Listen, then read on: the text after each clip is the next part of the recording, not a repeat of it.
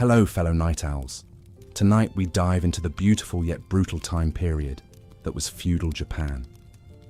Relax your mind and body as we dive into the intricate world of warlords, samurai, and cherry blossoms, and uncover what made this time period a bountiful well of radiant culture and innovation, but also oppressive feudal systems and constant warfare that made life brutal for the many average Samaritans just trying to scrape by. But before we begin, please take a moment to let us know in the comments where you are in the world and what time it is, as it's always fascinating to see how far these stories reach. Well, get comfortable. Let your eyes slowly get heavier and heavier as we take a trip to feudal Japan through historical accounts and intimate stories. Let us begin. The story of the Tanaka family illustrates the precarious position of many merchants in feudal Japan. Though their class was slowly gaining economic clout, they still found themselves near the bottom of the social hierarchy, subject to heavy taxes and restrictions. For the Tanakas, running a small kimono shop in Edo, life was a constant struggle to stay afloat.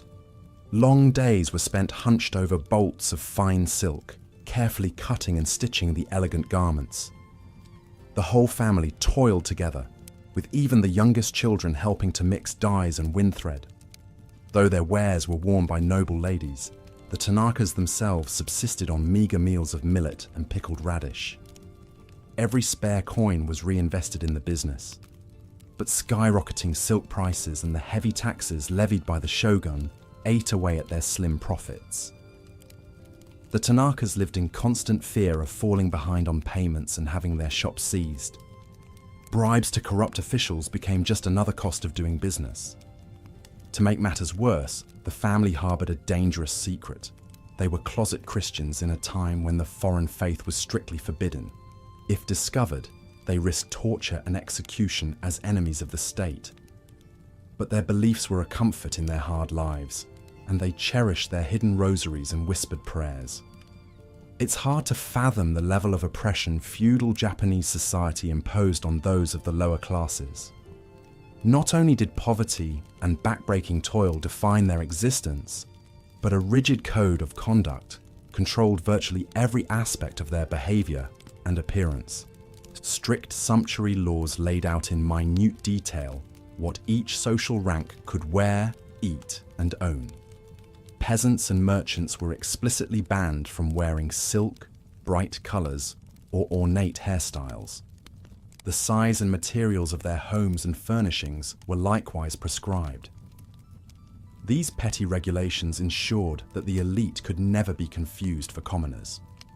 But the conformity and control pressed further than outward appearances.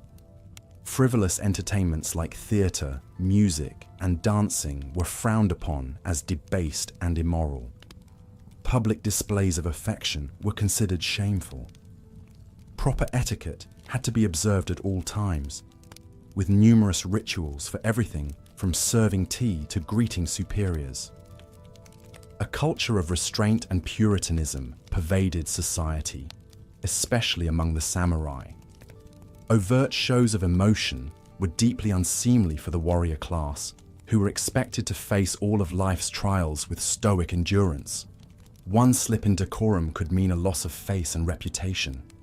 For women, the restrictions were even more suffocating.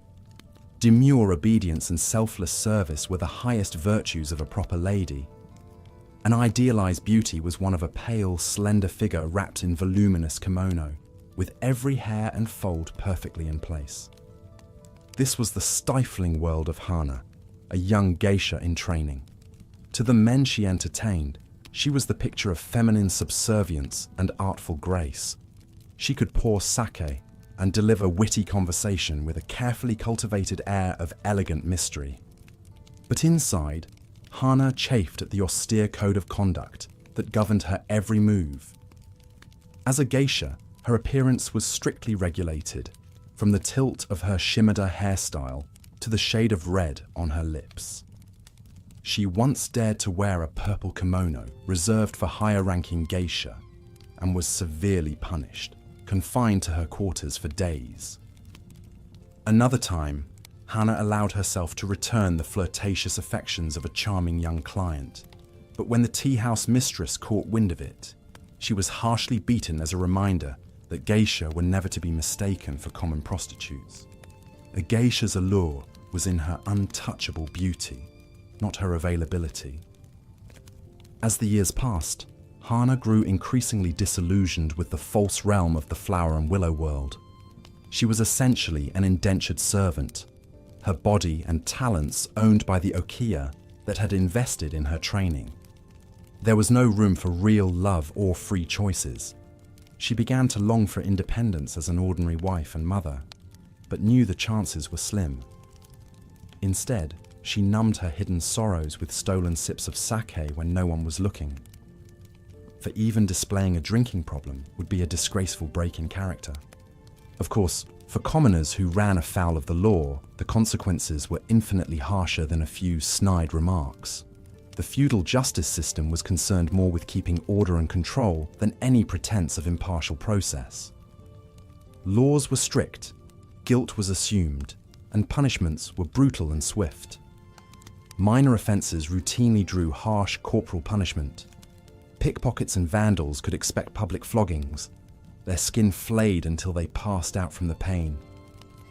Thieves and adulterers often had noses or ears lopped off as a permanent mark of shame. Serious crimes met with horrific torture and execution. The techniques were various and prolonged: boiling, sawing, bludgeoning with heavy rods. Crucifixion involved tying the condemned to a cross and spearing them through repeatedly with razor-sharp bamboo shoots. Perhaps most infamous was death by grilling, a method reserved for arsonists and murderers. The convict would be tied spread eagle as hot coals were piled on their body, slowly roasting them over several agonizing days. Their charred limbs might be hacked off one by one until merciful death arrived. Pity the hungry young peasant who dared to filch a fish from the market. After the briefest of trials, he received 30 lashes with a wooden paddle, the vicious beating leaving him delirious and half dead. But as a repeat offender, his fate was likely sealed. Petty theft carried a sentence of beheading under the Tokugawa. Indeed, the threat of gruesome punishment loomed over all those without rank or connections. Judicial torture was regularly used to extract confessions, whether the accused was guilty or not. Tokugawa law explicitly stated it was better to convict an innocent man than let a guilty one go free. With virtually no rights or due process, commoners were helpless if charged with a crime, at the whim of daimyos and magistrates. False accusations were commonly leveled to remove political rivals or seize property and assets. Justice was utterly arbitrary for those without power. And so the spectre of the law was just one more weight bearing down on the backs of the people. Their lives were defined by endless toil and deprivation, with only the slimmest hope of rising above their assigned station. For the peasants who made up the vast majority, poverty ground them down to the literal dirt. Punishing taxes and rice levies left little to fill their bellies. They subsisted on millet gruel and radish tops, watching their lords feast on white rice and venison. Crushing debts piled up season after backbreaking season.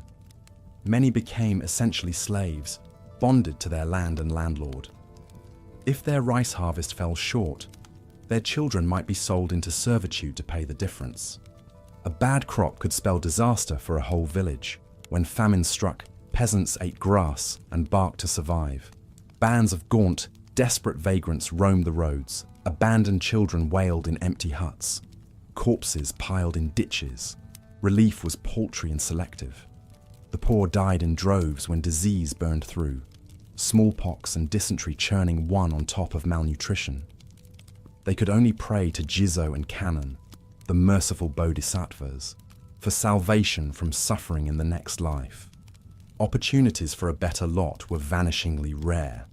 The rigid class boundaries were nearly impossible to jump without being born into privilege. Education was limited to basic ciphering and calligraphy, learned at a temple school, if that. For most, the only path was the backbreaking one their fathers and grandfathers walked. Is it any wonder, then, that some peasants reached a breaking point? That after a string of poor harvests, a village might rise up in raw desperation, even knowing the futility? Such was the case in 1781, when starving farmers in the Tohoku region attacked tax collectors and stormed their daimyo's castle, demanding relief from rice levies. Hundreds more flocked to join them, seizing weapons and torching government storehouses. But like every peasant rebellion, this one was doomed. The uprising dissolved in the face of trained samurai. The farmers fled to the mountains. The daimyo ordered all the village men beheaded as an example, their wives and daughters sold into prostitution, and so the peasants submitted again, backs bent under the knowledge that they could rage against their fate, but never escape it. They prayed for the distant promise of the world turned upside down, when the virtuous poor would become lords in the Buddha's paradise. And the feudal order groaned on for another century, but the weight of its oppression grew heavier. The merchants and artisans grew restless, their coin buying them fine things, but not respect. The samurai found their way of life threatened, their rituals of blood and honor ringing hollow. Cracks spidered through the foundation, the fury and desperation of millions upon whose stooped backs the elite few perched in splendor. And when the quake of foreign powers rattled Japan's gates, the great edifice of the Tokugawa finally toppled into dust and ruin. Looking back, it's hard to fathom the scale of human suffering that defined feudal Japanese life for all but the most privileged. The conformity and control bore down from every angle. The clothes on one's back, the wood of one's house, every tugged forelock and bitten tongue. The constant spectre of war, famine, and punishment. The rigid hierarchy deeming you base or noble by accident of birth, a fate not to be questioned. Modernity has brought its own horrors and iniquities, but reflecting on the past, there is some comfort in knowing that great change is possible, that even the most entrenched systems of oppression can crumble, that we can dare to imagine a society of justice and dignity for all. The feudal peasant, toiling to the end of his days in a world of blades and hunger, would scarcely believe it. So if you enjoyed this journey through the darker annals of history, consider liking and subscribing for more. There are countless shadowed chapters still to explore, the blood-soaked ground on which our present is built. But for now, let it lull you into an appreciate sleep, and may all your waking dreams be kinder than the long nightmares of the past. The harsh justice system of feudal Japan was a reflection of the rigid social hierarchy and the importance placed on maintaining order and control. In a society where one's station was determined by birth and there was little room for social mobility, the laws were designed to keep people firmly in their place. Minor crimes that today might warrant a fine or short jail sentence were punished severely. Petty theft, gambling, and disorderly conduct often resulted in public floggings, leaving the accused bloodied and battered as a warning to others. More serious offences like repeated larceny or forgery could lead to the loss of a hand or even beheading. Trials were swift and largely a formality, with little presumption of innocence. Suspects were often tortured to elicit confessions, the belief being that an innocent person would never admit to a crime they didn't commit, even under duress. Samurai had the privilege of being tried by their peers in a warrior court, but commoners had no such rights. Punishments were meted out publicly to maximize their impact as deterrents. Crucifixion was the cruelest fate, reserved for treason and other high crimes against the state. The condemned would be lashed to a wooden cross and pierced with spears, left to die an agonizing, drawn-out death. Their corpses would be left on display for days as a grim reminder of the price of defiance. One small mercy was the practice of death by proxy, where a family member could request to be executed in place of their loved one. This spared the condemned from suffering and allowed them an honorable end. But it was a tragic choice that only the desperately loyal would make. Consider the tale of Hikaru, a young artisan's apprentice in the city of Osaka. His master was a skilled but ill-tempered swordsmith, prone to heavy drinking and fits of rage. One evening, when his master was berating him harshly over a minor infraction, Hikaru snapped and struck him with a tool, fracturing his skull. Hikaru was swiftly arrested and thrown in a dank prison cell to await trial. He was denied food and water, kept in darkness, and interrogated mercilessly by his captors. Exhausted and disoriented, he eventually confessed to the attack under the threat of torture. At his trial, Hikaru's guilt was presumed from the start. His tearful pleas that it was an accident and his appeals to his master's good character fell on deaf ears. With the swordsmith hovering near death, the judge wasted little time in reaching a verdict. Hikaru would face crucifixion for his crime. On the day of his execution, Hikaru was pale and shaking as he was paraded through the streets and lashed to the cross. As the executioners prepared to pierce him with spears, Hikaru's elderly father came forward and prostrated himself before the magistrate. With his face pressed to the ground, he begged to take his only son's place on the cross, insisting that his own life was near its end, while Hikaru's was just beginning. With great sorrow, the magistrate agreed to the substitution, acknowledging the father's noble sacrifice. Hikaru wailed as he watched his father, the man who had always protected him, be put to a torturous death in his stead. The guilt was more painful than the spears would have been. He would go on to live a long life as a master swordsmith himself, but he was forever haunted by the cost of that second chance. Stories like Hikaru's were all too common in feudal Japan, where a single misstep could doom an entire family. The cruel and unyielding justice system was just one more way the powerful exerted control over the masses. It was a constant reminder that in this society, people were ultimately expendable cogs in service of the larger machine. For the peasants and artisans who made up the bulk of the population, life was an endless cycle of toil and hardship, with little hope of reprieve. They were born into poverty and would likely die in it, never knowing a life beyond back-breaking labor in the fields or hunched over a workbench. The lucky ones might enjoy a modest existence, with enough to eat and a roof over their heads, but they walked a razor's edge, always one failed harvest or broken contract away from destitution. A single stroke of misfortune could cast a family into starvation and ruin. Consider the Ito family, humble rice farmers in a small village near Kyoto. For generations, they had tended the same small plot of land, barely eking out a living. They lived simply in a tiny thatch hut, subsisting on a diet of mostly rice and vegetables, with the occasional fish or scrap of meat. The father, Toshi, was a stoop-shouldered man who had known nothing but toil since he could walk. Each day, he rose before dawn to tend the rice paddies, planting, weeding, and watering until his hands were rough and muddied. His wife May worked alongside him while also caring for their 3 small children and aging parents. Despite their best efforts, the Ito family lived in a state of constant precariousness.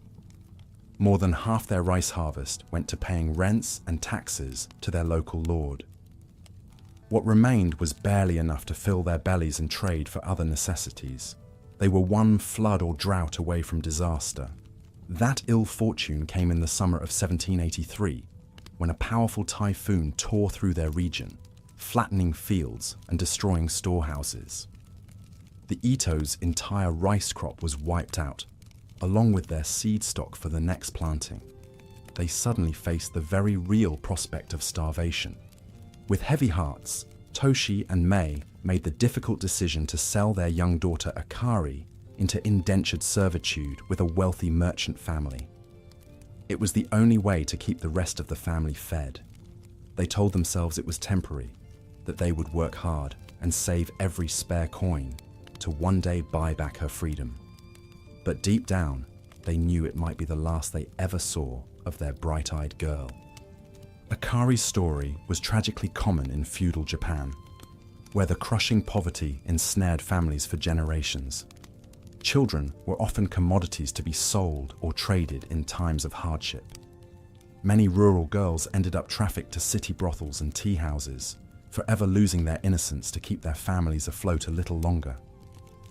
This was the unrelenting reality for the peasantry, a never-ending struggle for survival that stripped away dignity and hope. They were the human fuel that kept the feudal machine lurching forward, their suffering greasing the gears for the benefit of the ruling class far above. And so life ground on for the masses, a timeless cycle of hard labor, deprivation, and quiet despair, their fates dictated by the accident of birth. It would take a fundamental reordering of society for there to be any dreams beyond the unforgiving fields and the never-satisfied tax collector. But such change would be a long time coming. In the 15th century, a new philosophy began to take hold among the ruling elite that would further codify the rigid social hierarchy. Neo-Confucianism, as it was known, preached that social harmony depended on everyone knowing their proper place and dutifully fulfilling their role, no matter how lowly. At the top of this divine pecking order was the emperor, who reigned but did not rule. He was seen as a godlike figure, a direct descendant of the sun goddess Amaterasu, but held little practical power. That was wielded by the shogun, the supreme military leader who ruled in the emperor's name. Below the shogun were the daimyo, the feudal lords who controlled vast estates and armies of samurai. Though subordinate to the shogun, the daimyo enjoyed wide autonomy in their domains, essentially functioning as kings. They were expected to keep the peace, collect taxes, and provide military service when called upon. At the bottom were the peasants, artisans, and merchants, the vast majority of the population. Neo-Confucian thought held that they were inherently inferior to the samurai class above them, and that their only path to virtue was through obedience and service. Nowhere were these oppressive ideas more enthusiastically embraced than in Edo, the seat of the shogunate. There, conformity was the highest ideal, and any deviation from societal norms was seen as a threat to the natural order. The Tokugawa shoguns, who ruled Japan for over 250 years, were enthusiastic proponents of Neo-Confucianism. They used it to justify their authoritarian rule and the strict sumptuary laws that dictated every aspect of daily life. Commoners were told what they could wear, what they could eat, even what kind of houses they could live in based on their station. Peasants were forbidden from wearing silk and had to make their clothes from rough hemp or cotton. Merchants, though increasingly wealthy from trade, were banned from flaunting their success. Even the well-bred geisha were bound by countless rules governing their appearance and behavior. The political scheming and intrigue common in Kyoto and Osaka were muted in Edo, where an absolute adherence to decorum reigned. Samurai swaggered through the streets secure in their privileged status, while commoners bowed and scraped. Public criticism of the government was forbidden, and informers eagerly reported the slightest hints of rebellion. In this stultifying atmosphere, where etiquette and ritual came before all else, is where we find Haru, a young woman born into the merchant class. Her family ran a small but prosperous shop selling the fine paper used for calligraphy and official documents, giving them a tenuous link to elite society. From a young age, Haru chafed at the limitations placed on her as a woman and a commoner. She was quick-witted and harbored secret ambitions of becoming a scholar, devouring classical texts in her father's storeroom. But such intellectual pursuits were deemed unseemly for a merchant's daughter, who was expected to master the tea ceremony and flower arranging to attract a suitable husband.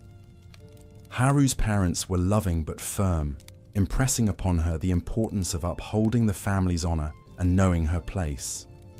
They had sacrificed much to provide her with a genteel upbringing, and could not abide any rebelliousness that might threaten their hard-earned respectability. So Haru learned to hide her true nature behind a mask of quiet obedience. She poured tea and recited poetry with a serene smile, all the while dreaming of a different life. She snuck her precious books under her futon and read them by candlelight, thrilling to the illicit knowledge. Her nightly studies came to an abrupt end when her mother found her stash of subversive texts. They were works by a renegade philosopher who dared to question the prevailing doctrine of blind subservience to authority. Haru's mother was horrified, fearing what would happen if such dangerous ideas were discovered in their home. Haru pleaded that the books were not hers, that she was simply minding them for a friend, but her mother saw through the lies. As punishment, Haru was confined to her room for a month, permitted to leave only to assist in the shop under close supervision.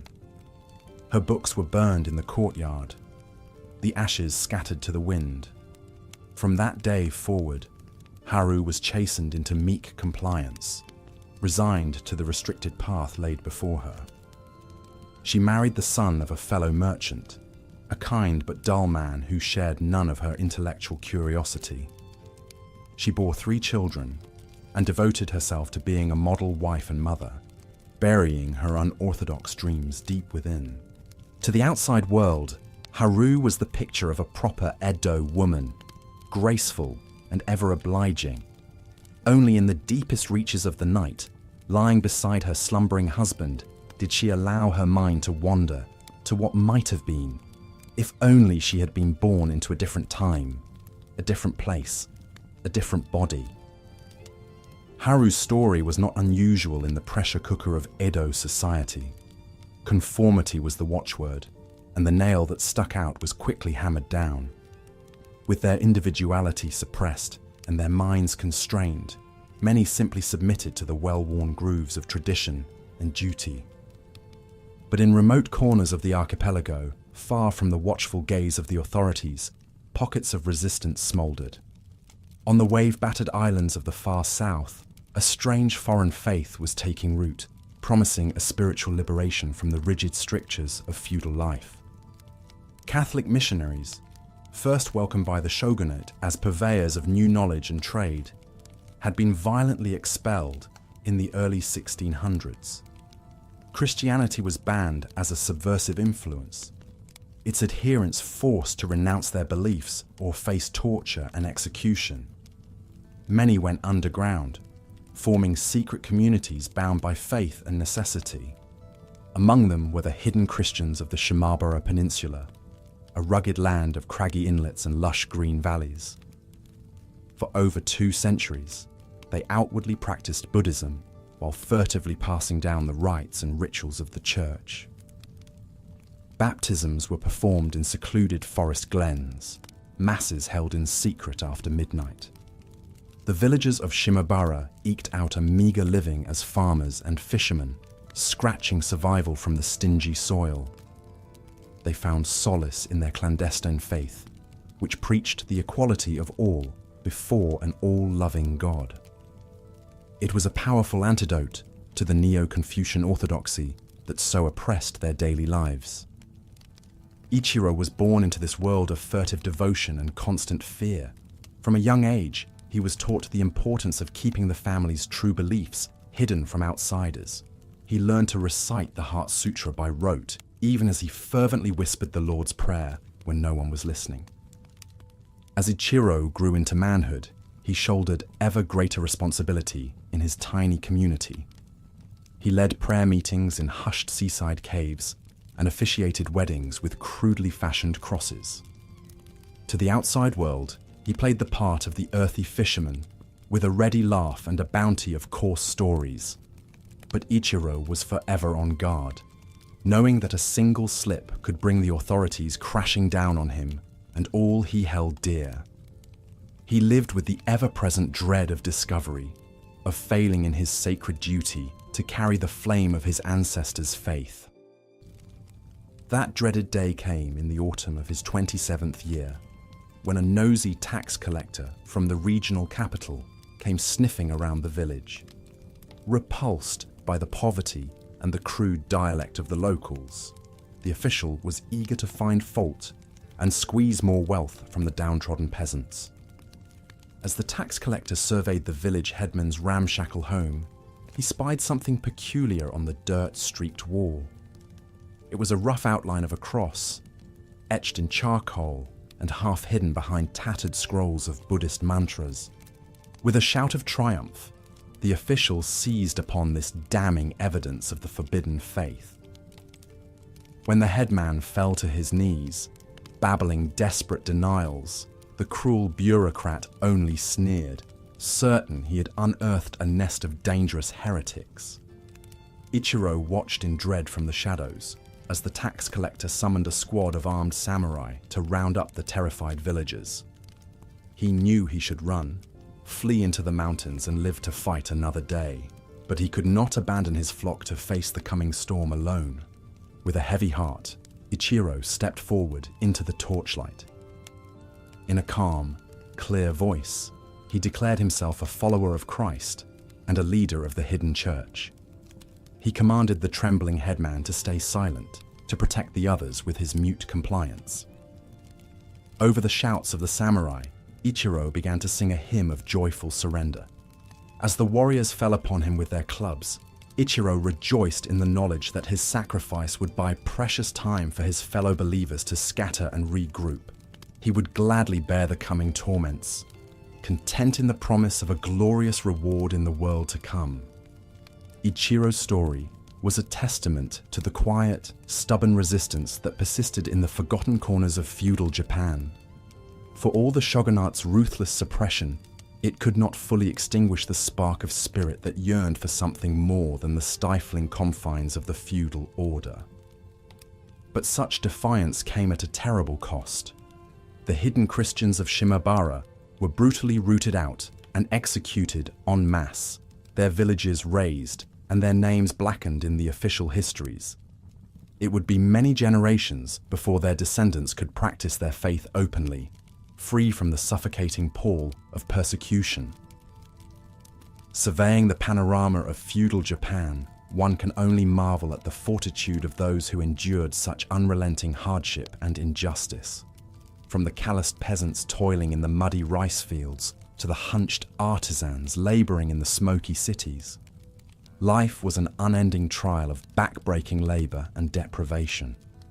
The ruling samurai class, for all their lofty pretensions of honor and bushido, were little more than glorified thugs, lording their military might over the cowering masses. Obsessed with rank and protocol, they were quick to take offense and mete out harsh discipline for the slightest breach of their precious codes. Women, already subservient chattel, faced especially dismal prospects. Denied education and agency, they were valued only for their utility as submissive wives and fertile wombs.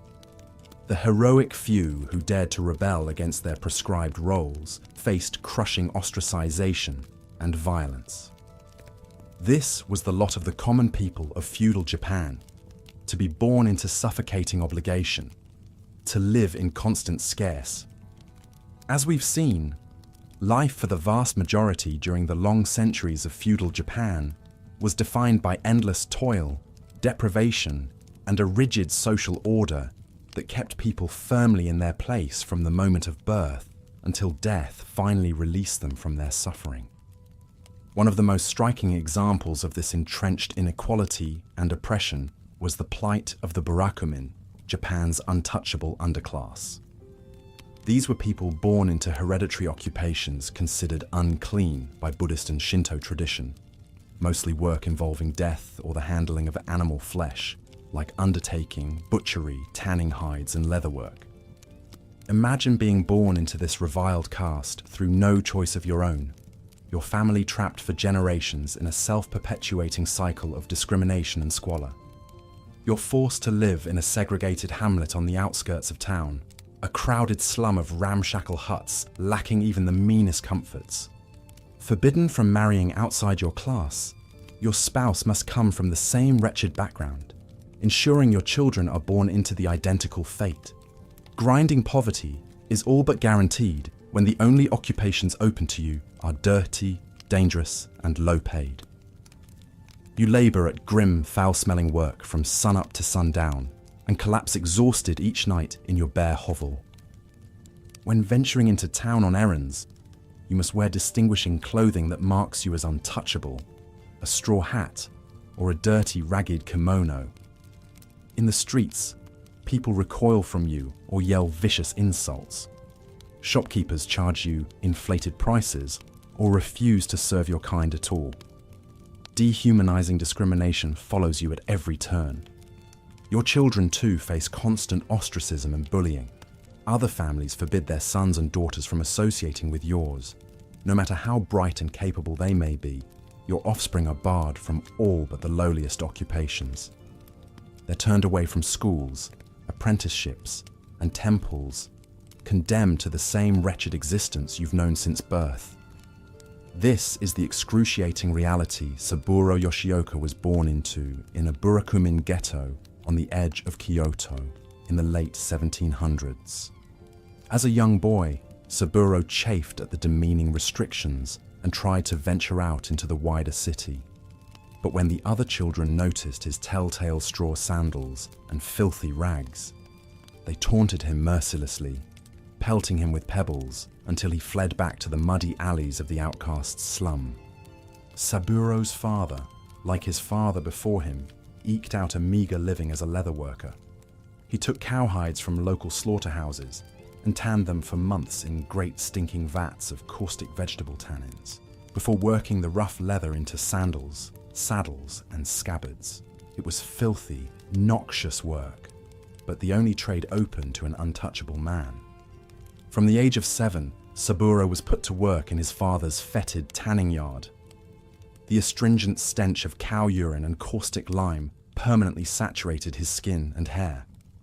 His hands became pocked with putrid sores from the hides soaked in their toxic baths. At the end of long days up to his shins in the tanning pits, he would come home reeking, his lungs seared from the fumes. As Saburo entered manhood, he dreamed of marrying a pretty girl from town, escaping his miserable lot in life. In the spring, he began slipping into Kyoto on market days, hoping to catch the eye of some lovely maiden, but he quickly learned even a friendly smile in his direction was out of the question. The city girls turned up their noses at his stench and scurried away in revulsion, sometimes spitting in his direction to ward off his pollution. Despairing, Saburo finally wed the daughter of the local gravedigger in a perfunctory ceremony, resigning himself to perpetuating another generation of ostracized outcasts.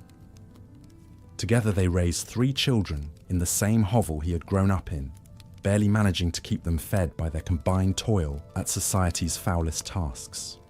Though a proud man, Saburo was forced to hide his face behind a woven reed hat in town, lest he provoke a torrent of abuse. Once, when he dared look a samurai in the eye, the warrior smashed him in the face with an iron-studded jita, knocking out his front teeth. Saburo had no legal recourse, as the feudal authorities cared little how society's dregs were bullied and brutalized. In this way, Saburo and his family lived out their days in squalid ignominy, toiling at repellent work from dawn to dusk, forever shunned by their fellow man. They were trapped at the very bottom of the social order, their choices and chances extinguished from birth. For generation after generation, the Burakumin molded in their ghettos, feudal Japan's permanent, untouchable underclass. Of course, life was scarcely less constricted for the peasantry at large. Though spared the extreme stigma of the Burakumin, farm folk too found themselves locked into a bleak station fixed at birth. Serfs bound to the land of their local lord, they enjoyed precious few freedoms beyond the grueling labor that filled their waking hours. Imagine an existence of ceaseless, back-breaking toil from your earliest childhood days onward. You wake each morning on a reed mat, your belly half empty, and stumble out into the muddy fields to guide an ox-drawn plough or plant endless rows of rice seedlings bent double at the waist. Icy water soaks your legs to the bone as you slosh through the paddies, your feet cut and abraded. At the height of the growing season, you're in the fields for 12, 14, 16 hours a day, pausing only for a few meagre meals of millet gruel and pickled radish if you're lucky. Your face and neck are burnt nut brown by the unrelenting sun, your hands gnarled and calloused from gripping tools. A straw hat provides scant relief from the heat as you sweat and strain until every muscle aches. Of course, this assumes the weather is favourable and the harvest plentiful. Let the rains fail or winds lay the crops low and your family teeters on the precipice of starvation. When the rice runs out, you forage for roots and bark, begging for table scraps on the outskirts of town. Sometimes, you watch helpless as your aged parents or younger siblings waste away, bellies distended, too weak to rise from their pallets. When the rice crop does come in, much of it is destined for your daimyo's storehouses, owed as tax for farming his land. You watch stoically as the best of your back-breaking efforts are carted away by sneering samurai tax collectors. Should you fail to meet your assigned quota, you'll be beaten severely as a malingerer, fined into destitution. Come winter, you shiver in your flea-ridden thatch hut, a single charcoal brazier providing scant warmth as icy winds knife through the walls. You wrap yourself in a tattered, lice-ridden kimono and dream of spring's distant arrival. But you know full well it heralds only a return to the ceaseless, bone-wearying drudgery that has defined every moment of your wretched life. Such was the lot of Kenji Nakamura, born into a poor farming village in the shadow of his daimyo's towering castle near Himeji in the early 1600s. From the age of 5, Kenji was in the rice fields beside his father, doing what he could to contribute to his family's survival. His childhood was an endless blur of blistered hands, aching muscles, and growling hunger. At 13, Kenji watched helpless as his mother wasted away with fever after a meager harvest. Her once strong body reduced to little more than a skeleton wrapped in paper-thin skin. He helped dig her grave in the rocky soil behind their hut, weeping as his father intoned a simple prayer to Amida Buddha for her salvation in the Western paradise. With his mother gone, Kenji took on even more work, rising before dawn to pound millet for gruel, then standing in the frigid paddies until dusk. His youth was a relentless cycle of planting, weeding, frightening away birds, and finally harvesting the precious rice on which the village depended utterly for survival. In a good year, there would be enough to fill their bellies until spring after the tax grain was rendered up. In a bad one, they would huddle in their huts as the snow fell, subsisting on a thin gruel of boiled bark and bran, praying they would not follow their weakest members to the grave before the planting season renewed them.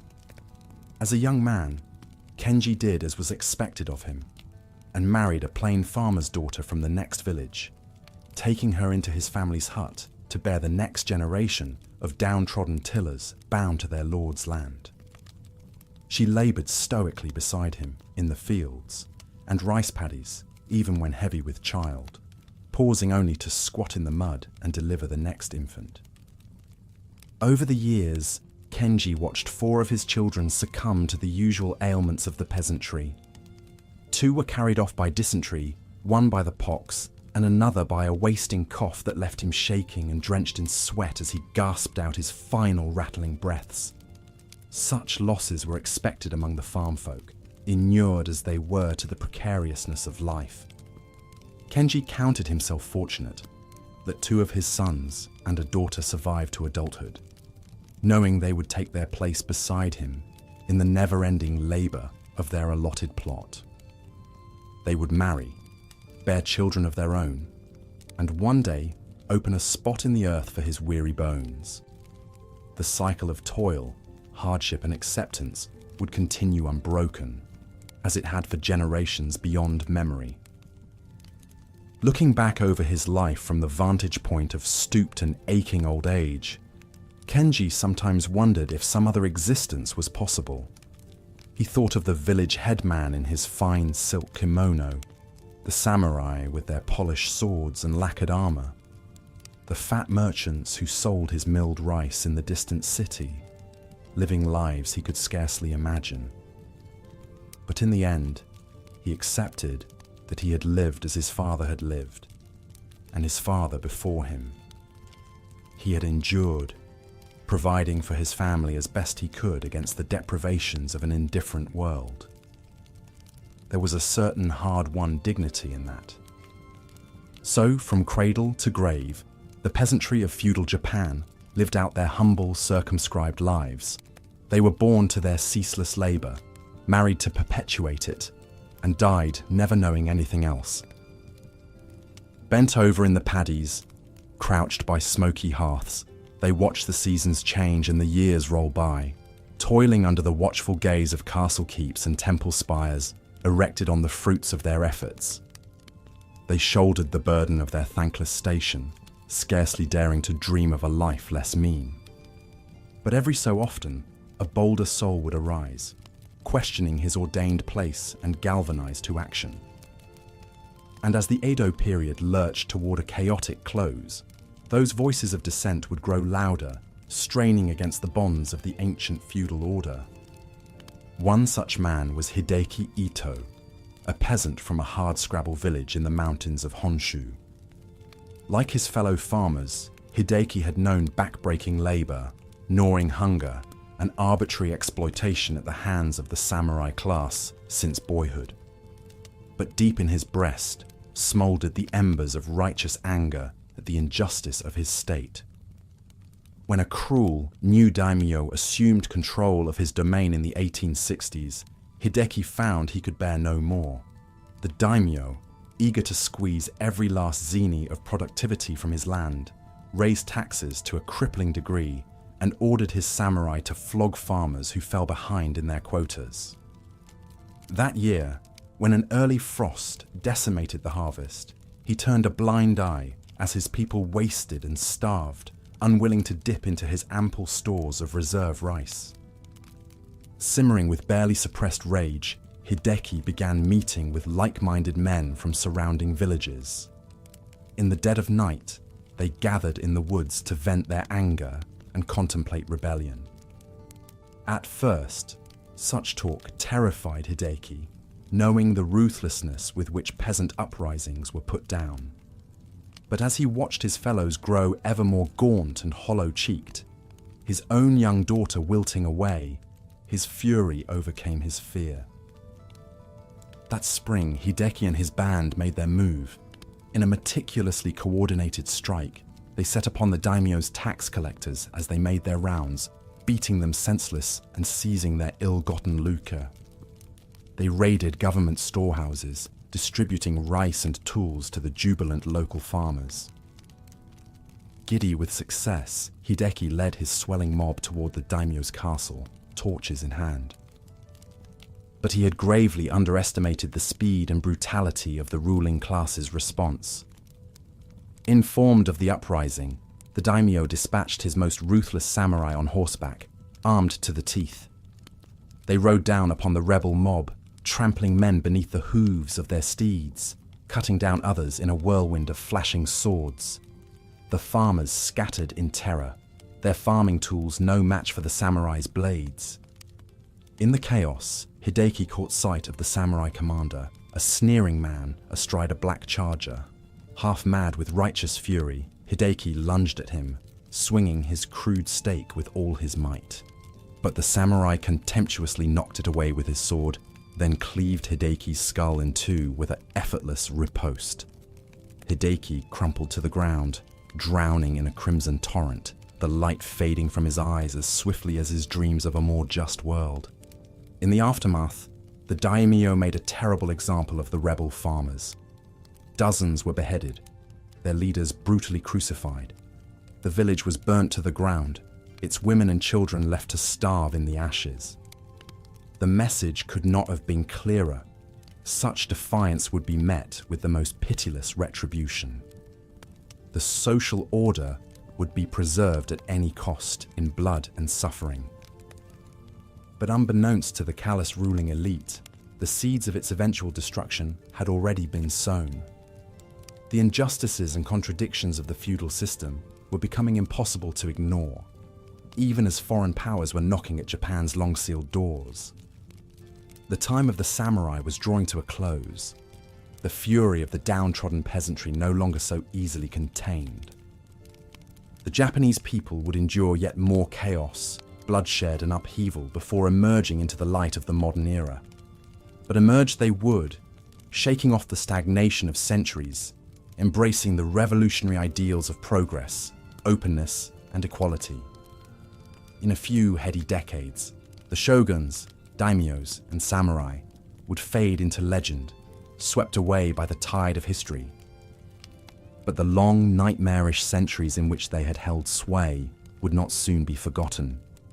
The spectre of those dark times lingered, a cautionary reminder of a feudal past defined by cruelty, oppression, and entrenched inequality. A time when the accident of birth fixed one's fate, when the strong relished their dominion over the weak, when the fruits of the many were devoured by an armored few. In the fading evening light, an old farmer straightens up from his work and surveys the emerald patchwork of rice paddies stretching to the horizon. He knows this life of endless toil all too well, feels its toll deep in his bones. But he also knows this is a different age, that his children and grandchildren will have opportunities scarcely imaginable to his ancestors. They will go to school, learn to read, perhaps even journey to the big city to make a new life. He has heard talk of rights, elections, a constitution to protect the common man. These are still new and fragile notions, but they stir something deep inside him. He dares to imagine a future in which his kind are no longer chattel, playthings of the powerful, but citizens, equal in dignity, valued beyond the mere work of their calloused hands. Of course, much hard work still lies ahead, with many obstacles yet to overcome. He knows his grandsons might well find themselves stooped over in these same paddies as he is now, weighed down by the weary rhythms of the old cycle. Change will not come quickly to this timeless landscape of lush fields, swaying pines and ancient hills. But as the last rays of sun dip below the peaks, the old man allows himself a moment of cautious hope. He straightens his creaking back and inhales deeply of the cooling air. His people have endured so much for so long, adapted to every wind of fate. Surely, slowly but inexorably, they will find their way to that brighter future, look back on the long darkness and marvel at how far they've come. But such grand transformations will unfold in their own good time. For now, the old farmer turns for home, ready to ease his aching frame into bed and welcome the oblivion of sleep. Tomorrow, he will rise and step once. Through all these tales of hardship and brutality, a picture emerges of a society where the accident of one's birth overwhelmingly determined the course of their life. The class you were born into was the class you died in, with precious little chance of rising above your station no matter how capable or industrious you might be.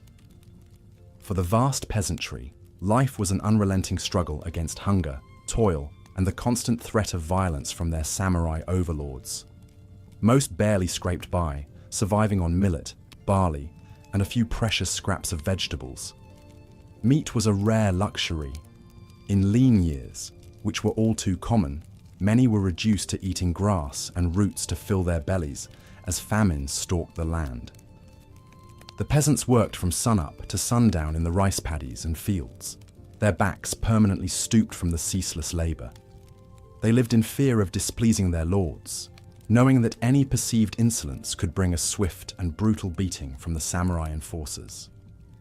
It was a life of few creature comforts and many hardships, with little to look forward to but more of the same.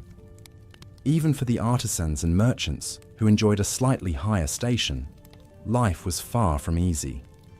Though some of the merchant class grew wealthy from trade, They still sat at the bottom of the social hierarchy, disdained by the samurai elite.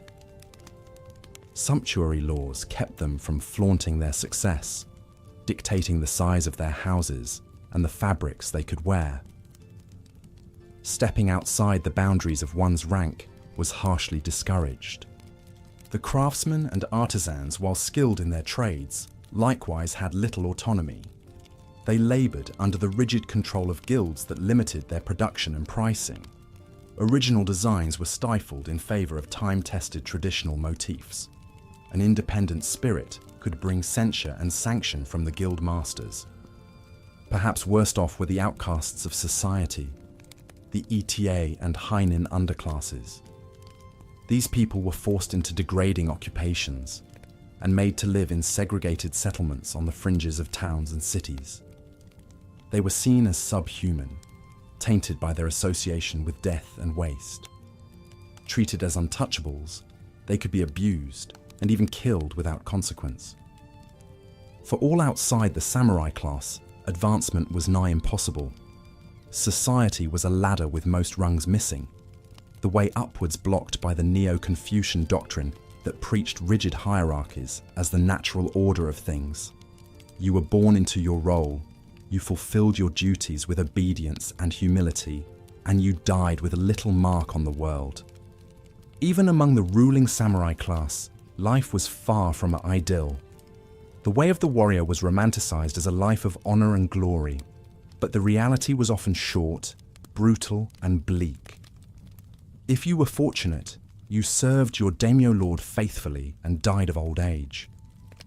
But a shadow of violent death always loomed. Any misstep or defeat could demand the gory self-sacrifice of seppuku to absolve your shame. Most samurai prepared for this possibility, penning death poems to be read upon their bloody demise. The famed samurai warrior Toyotomi Hideyoshi exemplified the ruthless spirit of the age. Born a lowly peasant through sheer ability and unscrupulous politicking, he rose to become the most powerful man in Japan, ruling as regent in the late 1500s. He was known for his brutal policies, including the persecution of Christians and a series of invasions of Korea that left millions dead. Hideyoshi's megalomania knew no bounds. In one infamous episode, he ordered the ears of 30,000 slain Korean soldiers sent back to Japan, pickled in brine, to be entombed in a grisly mound as a war trophy. The great hero of unification had a vast cruel streak reflecting the harsh realities of the time. For all classes and castes of feudal Japanese society, life was often nasty, brutish, and short. War, famine, poverty, and oppression were inescapable facts of life for most. The code of Bushido and the refinements of art and culture sat in uneasy coexistence with a system that imposed a stark brutality on the populace. Even the highest lords lived under the constant spectre of shifting alliances, coups, and violent overthrow. Any perceived weakness could prove fatal in the cutthroat world of feudal politics. The price of power was eternal vigilance against usurpers and rivals. This state of affairs would continue for centuries until the feudal system finally began to buckle in the 1800s under the pressures of economic change, Western influence, and rising discontent among the lower classes. The shogun's hold on power would give way, and a new era would dawn with the Meiji Restoration in 1868. But for the generations that lived and died under the weight of feudal oppression, life was often a trial of endurance in the face of great adversity. The human spirit persisted, finding what joy it could amidst the hardships.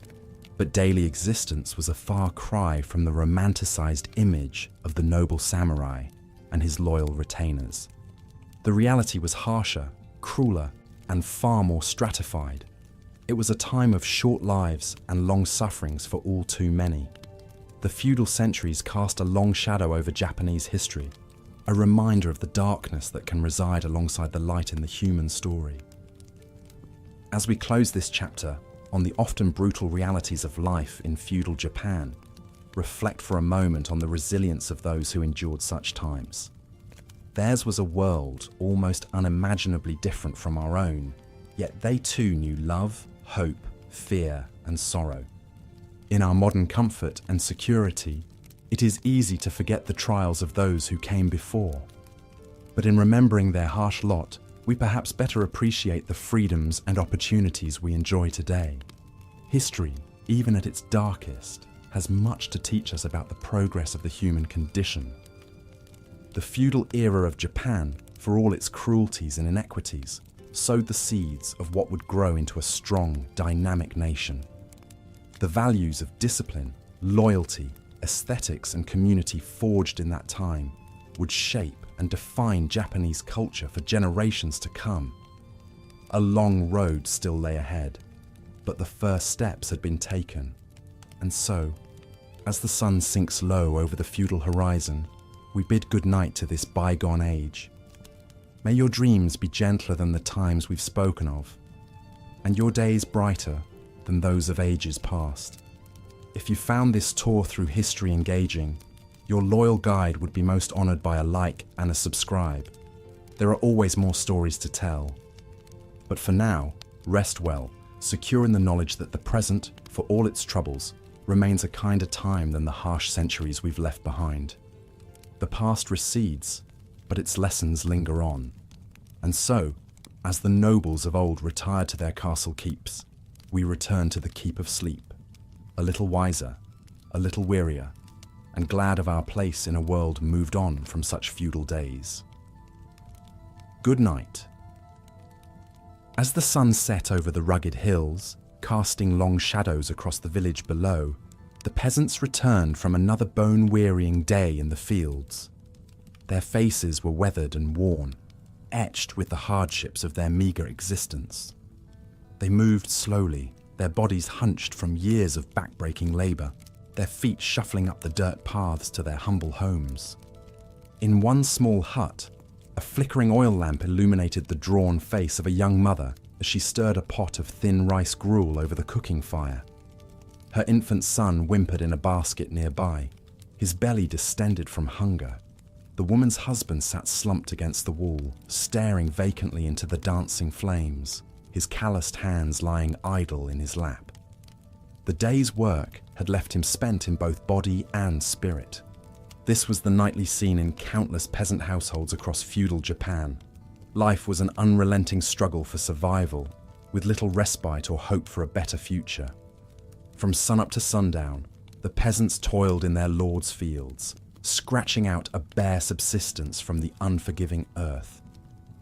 They were the lowest rung on the social ladder, the foundation upon which the entire feudal system rested, yet they reaped few of its rewards. Up to 90% of the population were peasants during the feudal era, bound to the land in a state of virtual servitude. Though not technically slaves, they were not free to leave their villages or change their lot in life. They were born into their position and died in it, their days an endless cycle of sowing, reaping, and laboring in service to their daimyo lords. The daimyo were the wealthy landowners who ruled over their peasants like petty kings. From lavish castles overlooking vast domains, they wielded total authority over their subjects' lives. The peasants worked the daimyo's land, paid him taxes in rice and other goods, and even fought in his armies when called upon. In return, they received the dubious privilege of eking out a marginal living for themselves from whatever scraps were left over. It was a precarious existence, forever at the mercy of forces beyond the peasants' control. A late frost, a summer drought, or a plague of locusts could spell disaster, destroying the crops and plunging the village into famine. With no surpluses or safety nets to fall back on, a bad harvest could mean starvation and death for the weakest and most vulnerable. Even in good times, peasant families teetered on the knife's edge of destitution. Most barely grew enough food to fill their own bellies, let alone pay the daimyo's taxes and still have something left to sell or trade. They subsisted on a monotonous diet of rice, vegetables, and the occasional bit of fish if they were lucky enough to live near the coast. Meat was a rare luxury, as were the colourful silk kimono worn by their samurai overlords.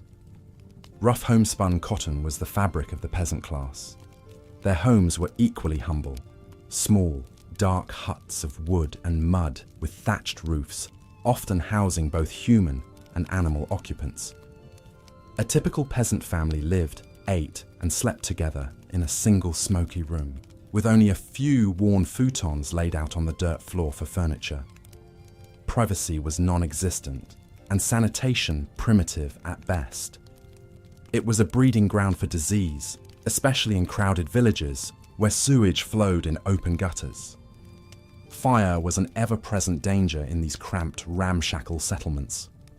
With homes built of flimsy wood, paper, and straw, an errant spark or tipped-over candle could quickly engulf a whole village in flames. The great city of Edo, which would later become Tokyo, burned to the ground multiple times over the centuries, leaving tens of thousands homeless in the ashes. If they were fortunate enough to escape calamities of weather, pestilence, and fire, the peasants still had to contend with the depredations of their social betters. Samurai were notorious for their casual cruelty to those beneath them, seeing the peasantry as little more than human chattel to be used and abused at will. Tales abounded of villagers being forced to kneel in the mud for hours or even days as punishment for minor transgressions, of farmers being beaten senseless for perceived disrespect, of women being violated by bored samurai without consequence. The constant threat of violence was a fact of life for the peasantry, as rivalries between daimyo frequently erupted into open warfare across the countryside. When armies clashed, it was the villagers who suffered most, their homes and fields becoming a battleground for the armoured samurai on horseback. Crops were trampled, livestock slaughtered, and whole villages put to the torch as the warring factions laid waste to each other's domains. Thievery and brigandry were rampant during these periods of unrest, as desperate peasants turned to raiding and plundering to survive. Bands of ronin, masterless samurai dispossessed by the chaos, roved the land, extorting food and valuables from the cowed populace. Even in times of relative peace, highwaymen lurked in the mountain passes and forests, preying on travelers and merchant caravans. With the samurai busy fighting each other, there was often little protection for the common folk. For all the miseries and injustices they endured, the peasants had virtually no recourse or path to a better life. The feudal hierarchy was rigid and unforgiving, with each person's role and rank ordained from birth. A peasant could not aspire to become a samurai, no matter his talents or ambitions. Even wealth offered no escape, as the rich merchant class, despite their money, still ranked beneath the poorest samurai in the social order. This inflexible caste system bred a deep sense of fatalism and resignation among the peasantry. They knew that their lot was to endure, to bear their hardships with stoic acceptance, and to find what small comforts they could in family, community, and faith. Buddhism, with its emphasis on the impermanence of worldly things and the release from suffering through enlightenment, held particular appeal for the downtrodden masses. But not all accepted their fate quietly. Pushed beyond endurance, peasants sometimes rose up in desperate, doomed rebellions against their overlords. These uprisings were usually local affairs, sparked by some especially egregious abuse or hardship, and quickly crushed by the superior arms and organization of the samurai. One of the largest and most famous peasant revolts was the Shimabara Rebellion of 1637–38. An estimated 27,000 Christian peasants on the Shimabara Peninsula, chafing under the brutal persecution of their faith, banded together to overthrow their daimyo and establish a kind of peasant utopia. The rebellion began with the peasants seizing several fortified castles, a stunning feat that testified to their zeal and their numbers. The Tokugawa shogunate, which had banned Christianity as a subversive foreign influence, sent a massive army to quell the uprising. The peasants, many armed only with farming tools, held out against the siege for months before being overwhelmed. In the end, the rebel stronghold was stormed, and some 37,000 insurgents and sympathizers were massacred, men, women and children put to the sword. It was a tragic but telling example of the vast power imbalance between rulers and ruled in feudal Japan. The Shimabara Rebellion would be the last major armed resistance by the peasantry, a futile gesture of defiance against a system that offered them no real hope or justice. In the centuries that followed, Japan would gradually transition from feudalism to a more modern, centralized state. But change came slowly and unevenly, with the rural peasantry often the last to see real improvements in their condition. Even as cities like Edo and Osaka grew and prospered, life in the villages remained mired in poverty and toil for generations. It was not until the Meiji Restoration of 1868, which ended the shogunate and restored the emperor to power, that the feudal system was finally abolished and the way was paved for a new, more egalitarian social order. Land reforms, industrialization, and the growth of public education would slowly lift the peasantry out of the depths of immiseration, though rural poverty remained widespread well into the 20th century. Looking back from the vantage of the present day, it can be hard to fathom the sheer scale of human suffering that took place during Japan's long feudal era. For hundreds of years, the great mass of the population endured a bleak existence of grinding poverty, ceaseless drudgery, and the constant peril of famine, disease, and violence. It was a time when a person's life was circumscribed from birth, their fate fixed by the accident of their social class. Yet it was also an era that gave rise to cultural traditions that would define Japanese identity for generations. The samurai code of Bushido, the way of tea, the austerities of Zen. It was an age of strife and cruelty, but also of great art, poetry, and spiritual yearning. Perhaps more than anything, it was a time of endurance, when the Japanese people, through sheer tenacity and resilience, weathered the long centuries of hardship to forge the foundations of the modern nation we know today. As we reflect on this history from the comfort and security of our own age, it is a humbling reminder of the progress we've made and the struggles of those who came before us. It is a testament to the indomitable spirit of the human race, which has somehow managed to endure and even thrive through the darkest of times. And it is a challenge to us to use our own relative good fortune to build a world of greater justice, compassion, and opportunity for all. And with that quiet reflection, we come to the end of our journey through the brutal realities of life in feudal Japan.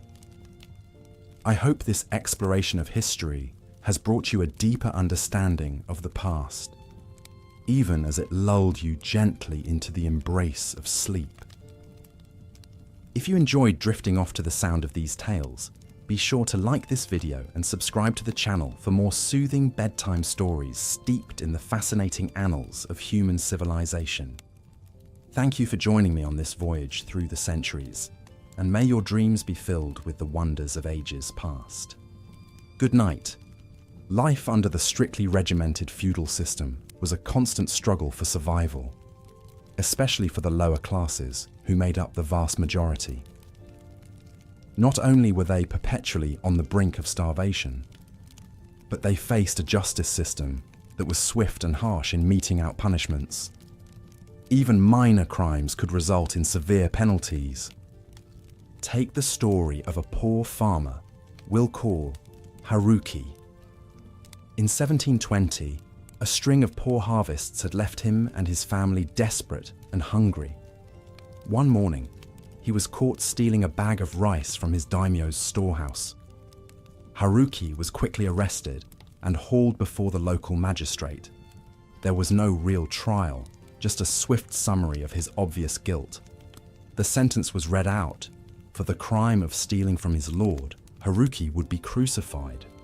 Crucifixion was a fairly common form of execution in feudal Japan, often used for serious crimes against the state or one's superiors. The condemned would be tied or nailed to a cross and left to die a slow, agonizing death from exposure and asphyxiation, serving as a grim public warning to others. Haruki spent his final hours tied to a rough wooden cross on the outskirts of his village. As he hung there painfully, slowly dying, he served as a potent reminder of the draconian price to pay for violating the social order, no matter how desperate one's circumstances. His wife and children would now be destitute, likely forced to sell themselves into servitude to avoid the same fate. This was the unrelenting harshness of feudal justice, swift, brutal, and merciless, aimed at keeping the masses cowed and obedient through terror. There was no concern for circumstance or mercy for the unfortunate. The system existed to preserve the rigid hierarchy, not serve real justice. Even for those not facing the executioner's blade or the crucifixion's stake, the constant threat of draconian punishment kept people trapped in their oppressive roles. A samurai who failed in his duties, a peasant who fell behind on his taxes, a woman who displeased her husband, all could face physical punishment, imprisonment, exile, or worse under the feudal laws. The result was a society of stifling conformity, where stepping out of line even a little could spell one's doom. This atmosphere of harshness and fear even permeated the arts of the time. The great haiku poet Matsuo Basho, who lived from 1644 to 1694, often reflected on the themes of life's transience and the ever-present spectre of death in feudal Japan. One of his most famous works goes, "Summer grasses, all that remains, of warriors' dreams." In just a few simple words, Basho captures the melancholy truth of his era, that even the mightiest samurai were ultimately as ephemeral as summer grass, their glories fleeting and forgotten in death. The poem is a poignant reminder of the relentless brutality of the age, where death was always close and life was all too often nasty, painful, and short. As the Tokugawa period dragged on, the rigidity and oppressiveness of the feudal system began to strain under its own weight. The ruling shogunate increasingly struggled to maintain centralized control over the fracturing domains. Samurai found it harder to justify their privileged status in an era of extended peace. Merchants chafed at the restrictions placed on them even as their wealth and influence grew. Peasants, driven past the point of endurance by famines and excessive taxation, launched several major rebellions. The old order was slowly crumbling, but it would take a seismic shock from the outside world to finally topple it. That shock came in 1853, when American Commodore Matthew Perry steamed into Edo Bay with his fleet of modern warships, forcing an end to Japan's centuries of self-imposed isolation. This sudden confrontation with the industrial West triggered a crisis and a series of internal conflicts that ultimately led to the fall of the shogunate in 1868 and the birth of a modernizing Japanese state. The feudal age of Japan was coming to a close after centuries of entrenched brutality. The new Meiji era would bring wrenching changes and upheavals as the nation raced to catch up with the world. But it would also open the door for new ideas, technologies, and opportunities that had been stifled under the stagnant and oppressive rule of the shoguns and daimyo. A rigid and often ruthless social order was giving way, slowly, fitfully, and painfully, to a more dynamic modern society. Looking back, it's hard to grasp the sheer scale of the suffering and loss that took place during Japan's long feudal centuries.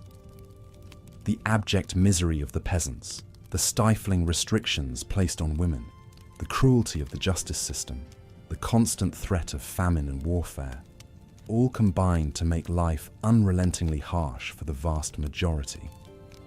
Yet even in these brutal conditions, the Japanese people managed to create art of haunting beauty, poetry of deep human feeling, and a rich culture that endures to this day. Perhaps there is an odd comfort to the thought that our own daily struggles and anxieties, however daunting they may seem, are fleeting things in the grand sweep of history. That even the mighty shoguns and samurai warlords who once held the power of life and death over millions are now long dead and mostly forgotten, no more permanent than the summer grass. And yet their stories live on, and there is value in learning about and remembering them. In understanding the past, we can better grasp the present and gain a little wisdom for the future. We can appreciate how far we've come in terms of justice, equality, and peace, even as we grapple with the challenges we still face. So as we close this chapter on the dark annals of feudal Japan, take a moment to reflect on the resilience of the human spirit across the centuries, to pay respect to the nameless millions who endured, struggled, and perished in those harsh times, and to appreciate all the small daily blessings of our modern lives, from a soft bed to sleep in, and a safe home to wake up in, to the basic dignities and freedoms so many feudal Japanese were denied. If you enjoyed this tour through the often tragic but always fascinating history of feudal Japan, consider liking this video and subscribing to our channel for more deep dives into the rich, strange, and surprising tapestry of the human past. We'll be here, bringing you more immersive journeys through the ages, one story at a time. Until next time, thanks for watching, and sweet dreams. As we've seen, life for the average person in feudal Japan was defined by back-breaking labor, rigid social roles, and a constant vulnerability to the whims of the powerful. The fictional but representative stories we've explored paint a vivid picture of the quiet desperation and intense hardship that permeated feudal society. While peasant families like the one we met earlier toiled endlessly just to survive, even relatively privileged women of the samurai class lived stifling, subservient lives. Matsushimaura's tale illustrates how little autonomy and fulfillment was available to women regardless of rank.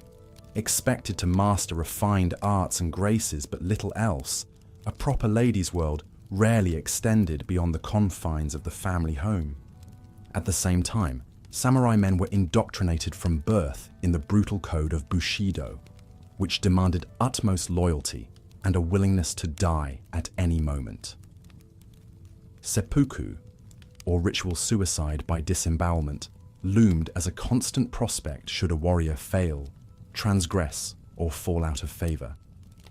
The gory fate of the disgraced samurai lieutenant we heard about vividly demonstrates the extremes required to retain honor in this martial culture. In many ways, the conformist values of Neo-Confucianism acted as an invisible prison, trapping people in prescribed identities and squashing their individuality. For those at the very bottom of the hierarchy, like the ETA outcast and his family, it made for a crushingly lonely and limited existence, forever separated from mainstream society. Even the love between his sister and her peasant paramour was harshly forbidden, as human feelings took a backseat to unyielding social mores. The growing merchant class, while slowly gaining economic influence, still faced a hard ceiling in social status. Families like the Tanakas poured endless hours into their businesses, paying onerous taxes and bribes, but were still considered low class. That they had to hide their illegal Christian faith or risk brutal persecution speaks to the strict limits on freedom of conscience. Similarly, entertainers like Hana the geisha lived in gilded cages, their lives devoted to the refined arts and pleasing men, but sharply circumscribed in behavior and appearance. To violate the strict codes of dress and conduct was to invite physical punishment and confinement, driving many to despair and self-destructive habits. The harsh justice system, defined by torture, corporal punishment, and a lack of due process, helped keep people in line through terror and example making. The sad fate of the petty thief, so broken by repeated floggings then executed for his desperation, illustrates the inhumanity of a legal code heavy on cruelty and light on mercy and rehabilitation. Looming over it all was the spectre of pervasive poverty, which left most of the population destitute and beholden to their feudal masters. While peasant uprisings, like the one we heard about, occasionally shook the foundations, they were always brutally suppressed in the end, the participants tortured and killed as warnings to others. In closing, feudal Japanese society was in many ways a beautiful and artistically vibrant one, responsible for exquisite material culture and timeless artistic traditions. But it was also an exceedingly strict and hierarchical world, where the majority labored in misery to support a small elite in relative comfort at the top. The abiding legacy is one of a system that caused incalculable human suffering through its institutionalized oppression and entrenched inequality. The plight of the commoners, outcasts, and peasants we've met here was sadly all too common, their stories of quiet anguish now lost to time. And while later chapters of Japanese history would hopefully chart a freer, more equitable course, we are left to reflect on the darkness endured by so many during the feudal centuries. Life may often have felt hopeless for those on the bottom rungs of this rigid system. But in a sense, their sacrifices paved the way for a better future.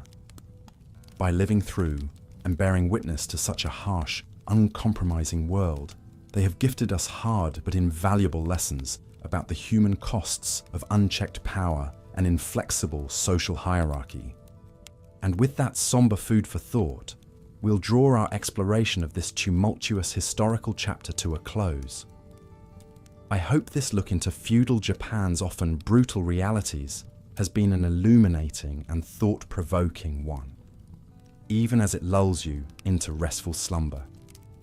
If you've enjoyed this journey through Japan's feudal past, please consider giving this video a like and subscribing to the channel for more immersive bedtime tales from history. And as always, may your dreams be sweeter than the times you've just vicariously lived through. With that, I wish you a tranquil night and a peaceful sleep. Until next time, good night. After centuries of strict codes, rigid hierarchy, and institutionalized inequality, the feudal system that had long held Japan in its iron grip finally began to crack and fracture in the 19th century. The seeds of its demise had been planted long before in the hearts of those who toiled under its yoke, dreaming of a better life. The peasants, who had long been the backbone of the nation, powering the economy with their backbreaking labor while reaping few rewards, grew increasingly resentful of the societal bonds that held them down. Though revolts like the one brutally crushed in the 1780s had been quickly suppressed, the spirit of discontent could not be quelled so easily. It simmered beneath the surface, biding its time. The samurai class, too, faced an existential threat as the centuries wore on. These fierce warriors, whose very identity was tied to their military might and code of honor, found their way of life becoming obsolete in an era of increasing peace and stability. Many samurai fell on hard times, becoming masterless ronin as the need for their martial skills diminished. The same power structure that had once elevated them now left them adrift. Even the daimyo, the great lords who ruled over feudal domains, were not immune to the winds of change. Weakened by centuries of infighting, intrigue, and overtaxation of their subjects, many found their power and influence waning. The political and economic landscape was shifting beneath their feet, and try as they might to cling to the old ways, the tide of history could not be held back forever. But perhaps the greatest catalyst for change came from beyond Japan's shores. For centuries, the nation had studiously isolated itself from the outside world, maintaining only limited contact through a few strictly controlled ports. This policy of sakoku, or closed country, had allowed Japan to develop its unique culture and society in relative seclusion. But by the mid-19th century, the outside world could no longer be ignored. The arrival of Commodore Matthew Perry and his fleet of American ships in 1853 sent shockwaves through Japanese society. Perry's demand that Japan open its ports to foreign trade, backed by the threat of his powerful cannons, made it starkly clear that the days of isolation were over. Japan found itself suddenly and uncomfortably thrust onto the global stage, forced to confront a rapidly modernizing world. The years that followed saw Japan undergo a remarkable transformation as the old feudal order crumbled away and a new, modern nation began to take shape. The Meiji Restoration of 1868 marked the formal end of the shogunate and the restoration of the emperor to nominal supreme power. But more than that, it signaled a profound shift in Japanese society as the nation set out to modernize and catch up to the Western powers. The samurai class was officially abolished, their status and privileges revoked. Many former warriors struggled to adapt to this new reality, their swords replaced by pens as they took on roles as bureaucrats and administrators in the new government. Others turned to new professions, becoming teachers, doctors, or businessmen. It was a difficult transition for many, but one that reflected the changing times. The lives of ordinary people, too, began to change in profound ways. The strict social hierarchy that had once kept everyone in their place began to break down as new ideas about individual rights and freedoms took hold. Education became more widely available, and with it came increased social mobility. Peasants were no longer tied to the land, and many flocked to the cities in search of new opportunities. But change did not come easily or without conflict. The rapid pace of modernization and the influx of foreign influence sparked backlash from some quarters as conservatives sought to preserve traditional ways of life. The early years of the Meiji era saw numerous rebellions and uprisings as different factions vied for power and influence in the new order. But through it all, Japan continued to push forward, determined to forge a new path. As the 19th century drew to a close, the nation that had once been ruled by a rigid feudal system had transformed itself into a modern industrial power, complete with a new constitution, a national army, and a rapidly expanding economy. It was a remarkable feat, one that had been achieved through the efforts and sacrifices of countless individuals, from the lowliest peasant to the most powerful lord. But even as Japan celebrated its new status as a major player on the world stage, the scars of the feudal era lingered on. The legacy of those centuries of brutal oppression and inequality could not be erased overnight, and the nation would continue to grapple with the ghosts of its past as it charted its course into the future. For the common people, who had endured so much hardship and suffering under the feudal system, the promise of a brighter tomorrow was a beacon of hope. They had known the depths of despair, the gnawing hunger of famine, the terror of warfare, and the crushing weight of servitude. They had seen their loved ones brutalized and broken, their hopes and dreams shattered on the unyielding anvil of feudal oppression. But through it all, they had persevered, clinging to the stubborn belief that a better life was possible. And now, at last, it seemed that their long nightmare was finally coming to an end. The road ahead would not be easy, and there would be many more challenges and setbacks to come. But for the first time in centuries, the people of Japan could dare to dream of a future that was not defined by the accidents of birth and the whims of their betters. As we look back on this pivotal moment in Japanese history, it is impossible not to be struck by the incredible resilience and determination of the human spirit. Through centuries of darkness and despair, the people of Japan had endured, their hearts beating out a stubborn rhythm of hope and defiance. And when the time came to seize their destiny, they did so with a fierce and unwavering resolve. It is a lesson that echoes through the ages, a reminder that even in the face of the most daunting odds, the human will to survive and thrive is a force to be reckoned with. And it is a testament to the enduring power of the dreams and aspirations that burn within us all, no matter how humble our origins or how great the obstacles in our path. So let us remember the struggles and sacrifices of those who came before, the countless lives that were spent in the long and bitter struggle for freedom and dignity, and let us honor their memory by striving always to build a world where every person, no matter their station or circumstance, has the chance to live a life of purpose and meaning. As we come to the end of our journey through the dark and turbulent world of feudal Japan, I invite you to take a moment to reflect on all that we have witnessed together. The tales of suffering and sorrow, of courage and resilience, of hope and transformation. These are the stories that make us human, the threads that bind us together across the centuries. And as you drift off to sleep, perhaps you will dream of a different time and place. A world where the chains of oppression have been cast off and the human spirit is free to soar. A world where every person has the chance to write their own story, to shape their own destiny. A world where the brutality of the past has given way to the promise of a brighter tomorrow. May your dreams be filled with hope and wonder, and may you wake to a world where the lessons of history have been learned and the promise of a better future is within our grasp. Thank you for joining me on this journey through the annals of Japan's feudal era.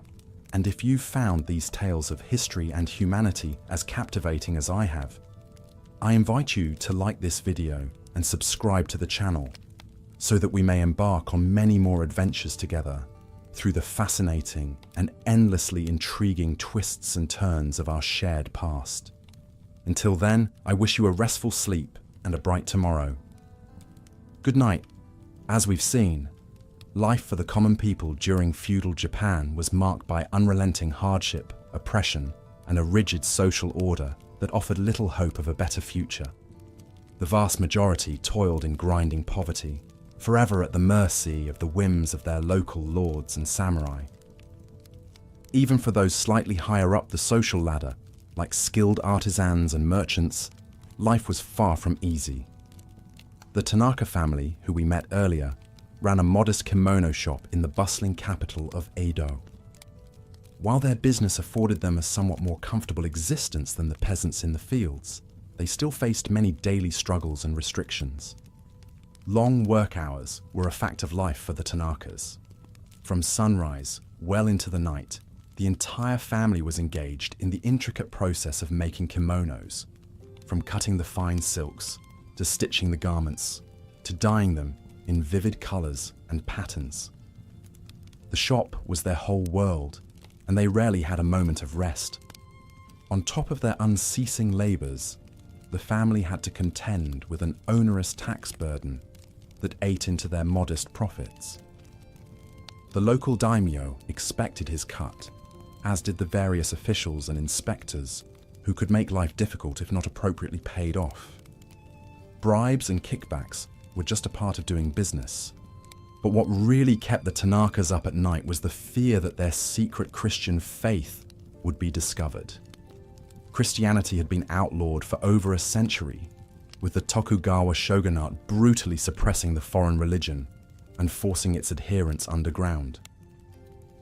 Discovery meant arrest, torture, and even execution. So the family kept their beliefs carefully hidden, not even daring to keep Christian symbols or texts in the house lest they be found. They prayed in silence and attended covert meetings with other believers under the guise of social calls. It was a heavy emotional burden, always being on guard and never feeling they could truly be themselves. This was one of the great cruelties of the feudal system, that even the human spirit and freedom of conscience was not spared the weight of oppression. The Tanaka's story illustrates how even those who found a measure of economic security could not escape the authoritarian social order that demanded strict obedience and conformity. We see this again in the experience of Hana, a young geisha who found herself chafing under the restrictive codes that governed her every move. As an entertainer, Hana's role was to be pleasing and alluring to her male clients, but never to engage in actual romance or intimacy. When she slipped up and returned a client's amorous advances, she was beaten harshly as punishment. Even Hana's choice of dress was not her own. The vivid colors and luxurious fabrics of a geisha's kimono were all part of the fantasy illusion she was meant to create. But certain shades were forbidden to her, reserved only for her higher-ranking clientele. When Hana dared to wear a purple kimono that caught her fancy, she was placed under house arrest for her transgression. Hana coped with the crushing pressure and lack of agency the only way she could, by drowning her sorrows in sake. But even this small act of rebellion had to be carefully concealed. A geisha was supposed to be poised and in control at all times, not a slave to drink and vice. So Hana suffered her private misery in silence. The strict moral codes of the day made life a joyless trial for many. Public displays of affection were considered shameful, as were frivolous pastimes like dancing and theatre. Laughter and leisure were luxuries reserved only for the samurai class, and even then to be indulged in moderation only. Austerity and restraint were the order of the day. These rigid standards were enforced through a system of justice that was swift and severe. The accused were presumed guilty until proven innocent, if given a chance to prove their innocence at all. Torture was commonly used to extract confessions, often leading to false admissions of guilt. Punishments were brutal and designed to inflict maximum suffering. Flogging with wooden paddles or iron rods was a common sentence for minor offences, leaving the victim bloody and broken. Exile was another fate that awaited those who ran afoul of the law, cast out from their homes and families to fend for themselves in the wilderness. But perhaps the cruelest cut was reserved for those at the very bottom of the social order, the ETA class of outcasts. Considered subhuman and unclean, the ETA were shunned by mainstream society and confined to their own squalid ghettos on the margins of towns. We met one ETA man who was born into this life of exclusion and stigma. Though he and his family worked essential jobs like butchering animals and tanning hides, they were still looked upon with revulsion and disdain. They were forbidden from marrying outside their class, or even wearing the same clothing as commoners. When his sister dared to fall in love with a peasant boy, their innocent romance was met with swift and harsh condemnation. Such a breach of the social order could not be tolerated. They were both threatened with death if they did not break off their relationship at once. For the ETA and other outcasts, life was a constant reminder of their degraded status. They were not even afforded the basic dignity of being regarded as fully human. Their oppression was total and inescapable, enshrined in a rigid caste system that allowed for no social mobility. This was the overarching tragedy of feudal Japan, that the vast majority of people were trapped in a suffocating hierarchy that determined their lot in life from birth to death. It was a system built on exploitation, cruelty, and the ruthless suppression of the human spirit. Even the arts and culture of the age reflected these bleak realities. The literary forms popular among the elites were often dark and cynical, dwelling on the fleeting nature of life and the inevitability of suffering. The great haiku masters wrote of existential despair, while the playwrights staged dramas full of betrayal, vengeance, and death. There was little room for hope or optimism in this grim worldview. The people of feudal Japan endured lives of unrelenting hardship simply because they had no other choice. They were born into a system that demanded their submission and offered no path to a better future. But even in the darkest of times, the human spirit finds ways to resist. We see this in the small acts of defiance and self-assertion carried out by people like Hana and the star-crossed Ita lovers.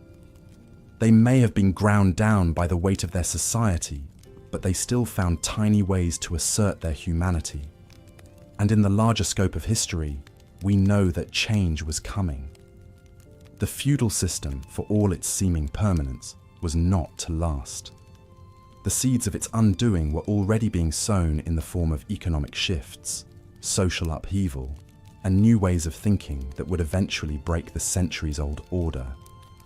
But those are stories for another day. For now, we leave feudal Japan as we found it, a harsh and unforgiving world where life was brief and often brutal. It is a sobering reminder of the cruelty that humans can inflict upon one another when avarice and authoritarianism are the guiding forces of society.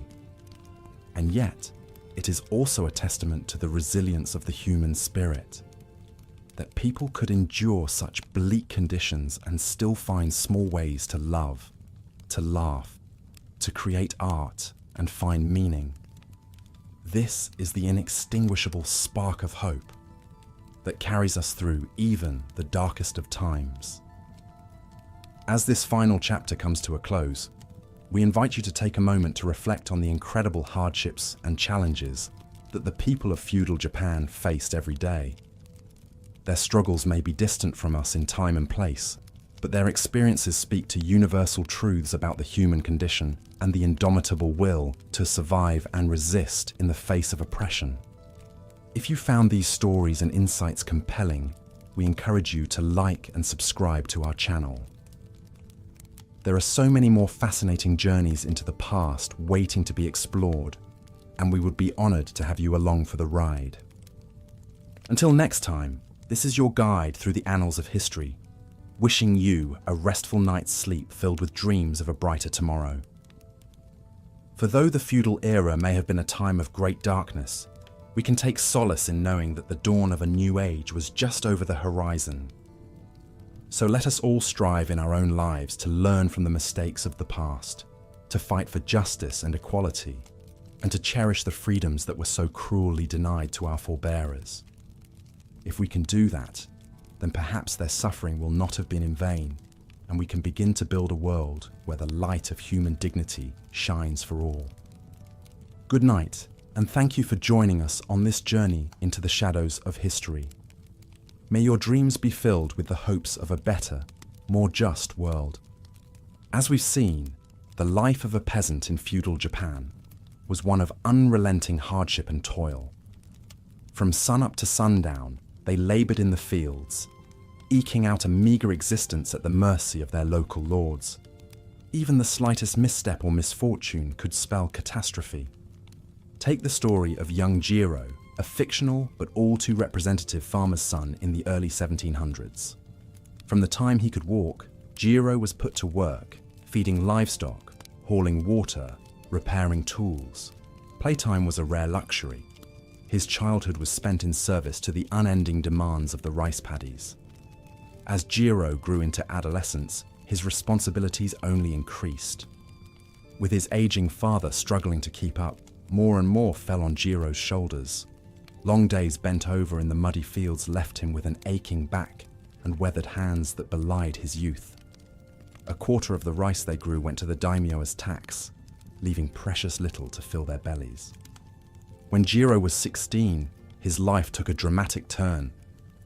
A minor dispute with a higher-ranking villager ended with Jiro knocked to the ground, his face pushed into the dirt. Enraged and humiliated, Jiro foolishly challenged the man to a fight. Unarmed combat between peasants was harshly forbidden. When word reached the magistrate, the punishment was swift and severe. Jiro was dragged before the village, stripped to the waist and tied to a post. In front of his family and neighbors, he was flogged 20 times with a wooden paddle, the crack of each blow ringing out across the hill. By the end, Jiro was a bloody, broken mess, the skin flayed from his back. He hung limply in his bonds, barely conscious. For his insolence, Jiro was cast out from the village, exiled to wander as a beggar. If he returned, he'd be executed on the spot. His tearful parents pleaded for mercy, but the law was unyielding. At 16, Jiro was now rootless and alone, just another lost soul cut adrift in a callous feudal system. His pain and despair were like an unheard scream in the night. Jiro's tale may be invented, but but it echoes the reality faced by countless peasants of his time. In a rigidly hierarchical society with no social mobility, most were condemned to a life of poverty and servitude from birth. Stepped on by those above them, they had no recourse, no path to a better tomorrow. This sense of hopeless stagnation eroded the human spirit. Worn down by drudgery and deprivation, many sank into despair and nihilism. Suicide and infanticide rates were high, especially in times of famine. Heavy drinking and gambling offered fleeting escapes. Animosity toward the ruling classes sometimes boiled over into riots and uprisings, but these were always violently crushed. Some sought solace in religion, praying to Shinto spirits and Buddhist bodhisattvas for divine intercession. But in a world where bad karma was believed to carry over from past lives, many saw their wretched state as an unalterable spiritual destiny. They were born into suffering because they deserved to suffer, also the dominant Neo-Confucian doctrine claimed. Opportunities for genuine joy and fulfillment were few. Marriages were arranged for practicality, not love. Festivities and holidays offered brief respites, but the spectre of hunger and hardship always loomed. For farming families, a daughter was often seen as just another mouth to feed. Many were sold into servitude at a young age or trafficked into prostitution.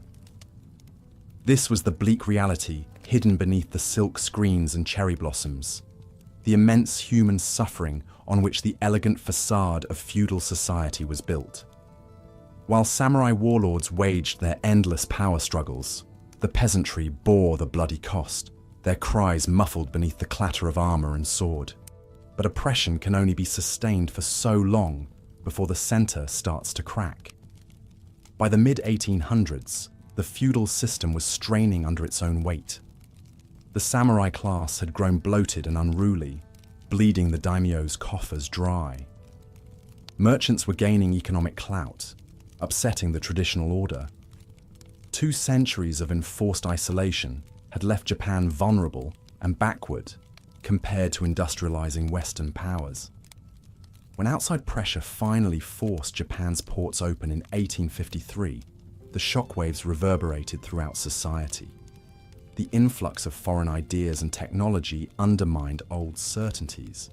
Calls for change grew louder, even as the Tokugawa shogunate scrambled to reassert control. The ensuing turmoil would spell the beginning of the end for feudal rule. In 1868, imperial power was dramatically restored under Emperor Meiji, and Japan began its dizzying ascent into the modern age. The feudal caste system was officially abolished, though social inequalities would linger for generations. Rapid industrialization and militarization catapulted Japan onto the world stage as an emerging colonial power. But even as the trappings of feudal life faded into history, its deep imprint on the Japanese psyche endured. The Neo-Confucian ideals of filial piety, social harmony, and unquestioning loyalty to authority remained deeply ingrained, if less overt.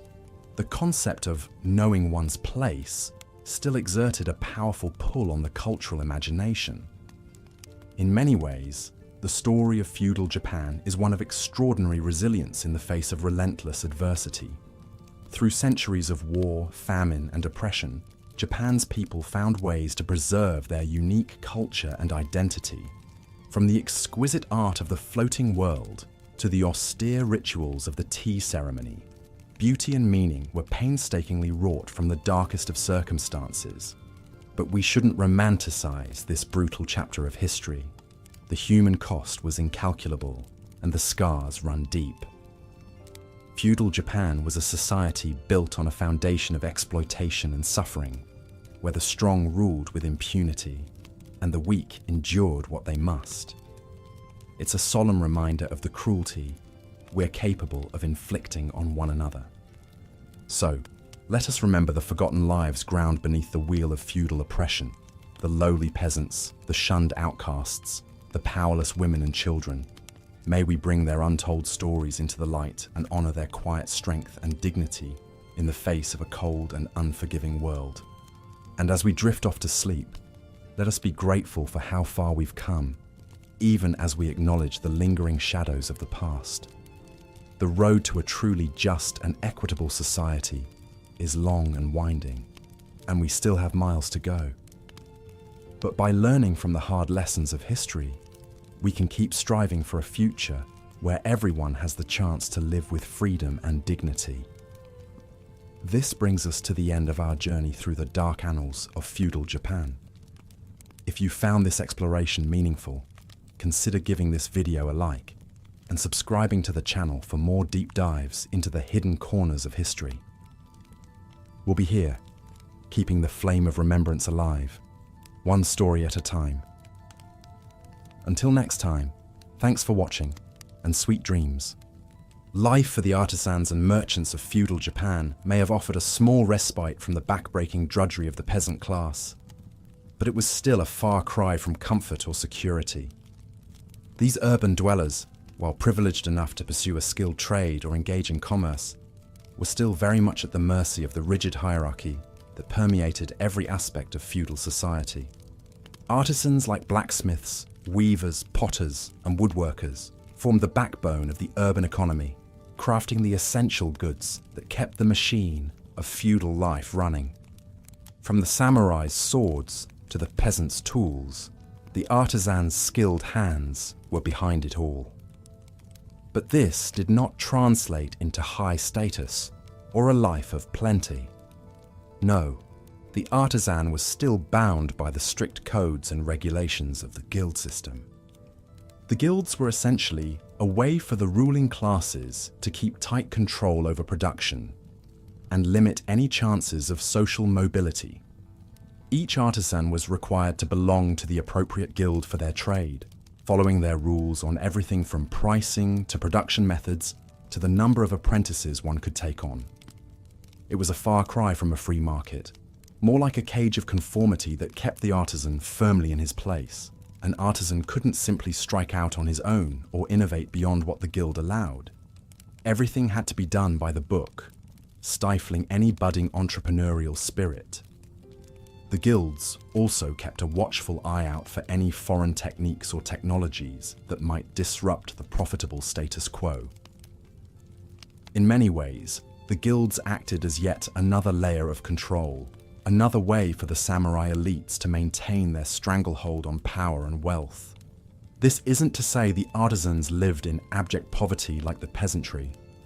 They typically enjoyed a standard of living a notch or two above the subsistence farmers, with their homes and workshops clustered in the cities and towns. But they were by no means living lavishly.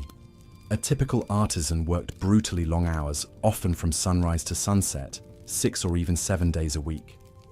The whole family would pitch in, with children learning the trade from a young age. Apprenticeships could last a decade or more, with the aspiring artisan essentially serving as cheap labor until they proved their mastery. And even then, they'd still be subject to the suffocating rules and restrictions of the guild. It was a life of endless toil, with little room for rest or leisure. The merchants, too, occupied a precarious position in feudal Japan's social order. On the one hand, their skills in buying, selling, and transporting goods were essential to keeping the economy running smoothly. And as time went on, some merchants were able to amass sizable fortunes, rivaling even the wealthiest samurai in terms of sheer riches. But in the eyes of the Neo-Confucian worldview that dominated feudal Japan, merchants were still considered the lowest of the low on the social totem pole. According to this philosophy, merchants didn't actually produce anything of value. They simply moved goods around and profited off the labor of others. In a society that placed a high value on duty, loyalty, and knowing one's place, the merchant's self-interested dealings were seen as distasteful at best, immoral at worst. This left the merchant class in a sort of social limbo. They could never hope to rise into the ranks of the samurai, no matter how much wealth they accumulated. They were perpetually looked down upon as greedy and untrustworthy. At the same time, the samurai elites were more than happy to do business with successful merchants. often relying on them for loans to fund their lavish lifestyles or military campaigns. It was a strange dichotomy. The merchants were scorned as social inferiors, yet increasingly indispensable to the functioning of the feudal economy. Some of the most prosperous merchant families even found ways to translate their economic clout into a degree of political influence, albeit indirectly. They might marry their daughters off to minor samurai to secure a tenuous connection to the upper crust, or use their wealth to curry favor and protection from powerful lords. But no amount of money could fully insulate the merchants from the hardships and restrictions of feudal life. They too were subject to the rigid codes and regulations that governed every aspect of society. Sumptuary laws dictated the kinds of clothes they could wear, the food they could eat, even the sort of houses they could live in, all based on their officially designated social rank. Unlike the artisans, the merchants worked grueling hours, with the whole family pitching in to keep the business afloat. The markets and streets of feudal Japan's cities buzzed with commercial activity from dawn to dusk, with merchants hawking their wares, striking deals, and frantically scrambling to get ahead. For many, it was a life consumed by the relentless pursuit of profit, with little room for anything else. But as tough as the merchants had it, there was always someone lower on the social ladder. The merchants may have been the bottom rung of the feudal hierarchy, but there was one group that was considered so defiled they weren't even part of the ladder at all: the ETA. The ETA were the outcasts of outcasts, the untouchables of feudal Japanese society. This wasn't simply a matter of being poor or low status. The ETA were considered inherently polluted, tainted by their association with death and animal slaughter. They were the tanners, the butchers, the executioners, the gravediggers, anyone whose profession involved the taking of life or the handling of dead bodies. In the Neo-Confucian worldview, this contact with death rendered the Ite permanently unclean, almost subhuman.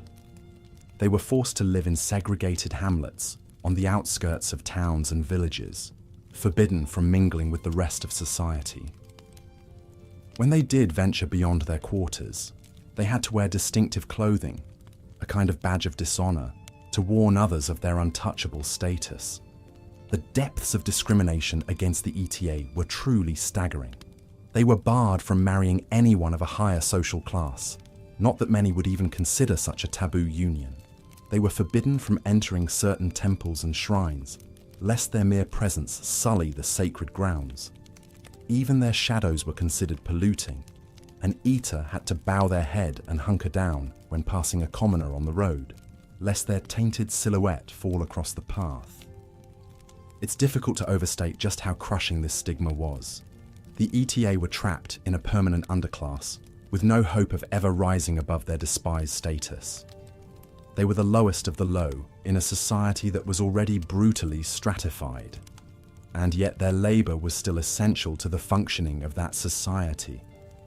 Someone had to tan the animal hides, butcher the meat, dig the graves, but no one wanted to acknowledge or associate with the hapless souls who performed these necessary but unseemly tasks. Imagine the hard-scrabble life of an ETA family, forever consigned to the margins of society. Perhaps they ran a small tannery, scraping and curing animal hides to be made into leather. It was foul, back-breaking work, with caustic chemicals that burned the skin and noxious fumes that seared the lungs. And yet, it put food on the table, meager though it might be. The tannery would be located in the ETA quarter, a ramshackle hamlet of tumble-down huts on the far fringes of the village. The stench of rotting carcasses and fermenting hides would hang heavy in the air, an olfactory barrier that warned the rest of the villagers to keep their distance. Here, the ETA would toil from sunup to sundown, their hands permanently stained with the slaughterhouse muck. Perhaps the tanner had a daughter, a bright and beautiful girl, who dreamed of a better life beyond the confines of the Ita quarter. But she knew it was an impossible fantasy. Her status as an untouchable was immutable, a curse passed down through the generations. She would likely marry another eater, bear eater children, and watch them struggle against the same merciless stigma that had always shackled her people. And yet, even in this bleakest of circumstances, the Ite clung to their dignity, their humanity. They formed tight-knit communities, bound together by their shared hardship and their stubborn refusal to let the dominant society crush their spirit. They found solace in their own rituals and traditions, in the quiet moments of grace that could still bloom amidst the unrelenting discrimination. But make no mistake, life for the Ite was a brutal, soul-crushing existence. They bore the cruelest brunt of feudal Japan's rigid hierarchy, forever relegated to the shadows and cesspits of society. Their suffering was immense and unceasing, a testament to the human capacity for both cruelty and resilience. And so the social fabric of feudal Japan was woven, with each thread in its designated place, from the gleaming heights of the imperial court to the squalid depths of the Ite quarters. It was a tapestry of astonishing intricacy and shocking inequity, where the accident of birth determined one's entire life course. The samurai ruled with an iron fist, the peasants toiled in perpetual servitude, the artisans and merchants scraped by under suffocating regulation, and the Ite were ground into the very dirt beneath society's feet. But perhaps most tragic of all was the way this rigid hierarchy was justified and reinforced by the prevailing philosophies of the time.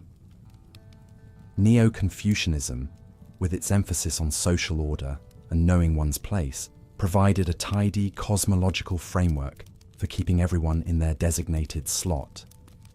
Buddhism, while ostensibly offering a path to enlightenment for all, often reinforced the notion of karmic destiny.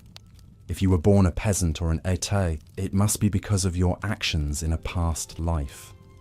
Even the native Shinto religion, with its countless gods and spirits, was co-opted by the ruling classes to bolster their authority. The emperor was said to be descended from the sun goddess Amaterasu herself, a divine lineage that granted him unquestionable legitimacy. The samurai, too, claimed a sacred mandate, with their rigidly enforced code of Bushido rooted in quasi-religious notions of honor, loyalty, and noble self-sacrifice. Against this formidable backdrop of religious and philosophical justification, it's no wonder that feudal Japan's social hierarchy remained so entrenched for so long. When every aspect of the cosmos seemed to ordain the existing order, when even the gods themselves appeared to sanction the suffering of the lowly, it took an almost superhuman act of will to imagine anything different. And yet, despite the unrelenting brutality of the age, glimmers of light still managed to pierce the gloom. There were always those who yearned for something more, who dared to dream of a world beyond the suffocating confines of the feudal order. Sometimes these dreamers were quashed and silenced, ground under the heel of the status quo. But sometimes, against all odds, they managed to kindle a spark of change. Perhaps it was a samurai who questioned the rigid code of Bushido, who saw the humanity in even the lowliest peasant or the despised Ite, or a merchant who used his wealth to support the arts and learning, who created spaces for free thought and creativity amidst the stultifying conformity of the age. Or a peasant who, through sheer force of will and ingenuity, managed to rise above his allotted station, to carve out a small slice of autonomy in a world that would grant him none. These acts of defiance and self-assertion, however small or fleeting, were the seedlings of change. They held within them the promise of a different way, a hint of the transformation that was to come. For feudal Japan, as mighty and immovable as it seemed, was not eternal. No social order, however deeply entrenched, can last forever in the face of the irrepressible human spirit. But change, when it came, would not come easily. The road from feudal rigidity to modern dynamism was a long and bloody one. paved with the bones of countless martyrs and revolutionaries. It would take the wrenching upheaval of the Meiji Restoration, the shattering of the samurai class, the total overhaul of the political and economic order, to drag Japan kicking and screaming into the modern age. And even then, the legacy of those feudal centuries would linger long in the national psyche. The values of conformity, of knowing one's place, of sublimating the individual to the group, these would prove stubborn weeds with deep roots in the cultural soil. Even as Japan transformed itself on the surface, becoming an industrial and military powerhouse on the world stage, those ancient hierarchies still lurked in the shadows, shaping society in subtle but profound ways. But that is a tale for another time. For now, let us take a final, lingering look back at the world of feudal Japan in all its harrowing brutality, its rigid elegance, its aching, stifled humanity. It was a world of exquisite beauty and unspeakable cruelty, of soaring triumphs and crushing despair. A world where the accident of birth could seal one's fate as surely as the sword, where life was at once cheap and infinitely precious.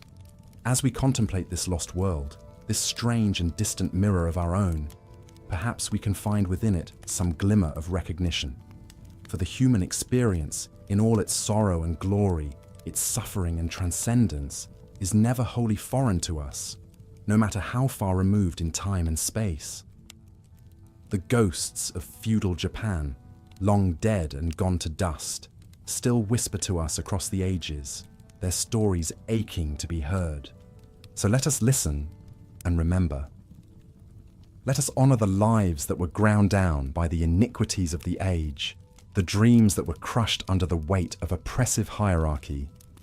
And let us learn too from their hard-won victories, their stubborn resilience, their unquenchable spark of hope in the face of overwhelming despair. For in the end, the lesson of feudal Japan is not just one of unrelenting darkness, but also of the indomitable human spirit that can never be wholly extinguished. It is a reminder that even in the most suffocating of circumstances, the yearning for freedom, for dignity, for a better world can never be entirely suppressed. And that ultimately is the most enduring legacy of this strange and tragic era, a testament to the resilience of the human heart and its indefatigable capacity for hope. And with that thought, we come to the end of our journey through the dark annals of feudal Japan. It has been a harrowing voyage, replete with tales of brutality, oppression, and unspeakable suffering. But it has also been shot through with glimmers of light, of courage, compassion, and the inextinguishable spark of human dignity. As we close the book on this chapter of history, let us do so with a renewed appreciation for the blessings of our own time and a deepened empathy for those who came before us.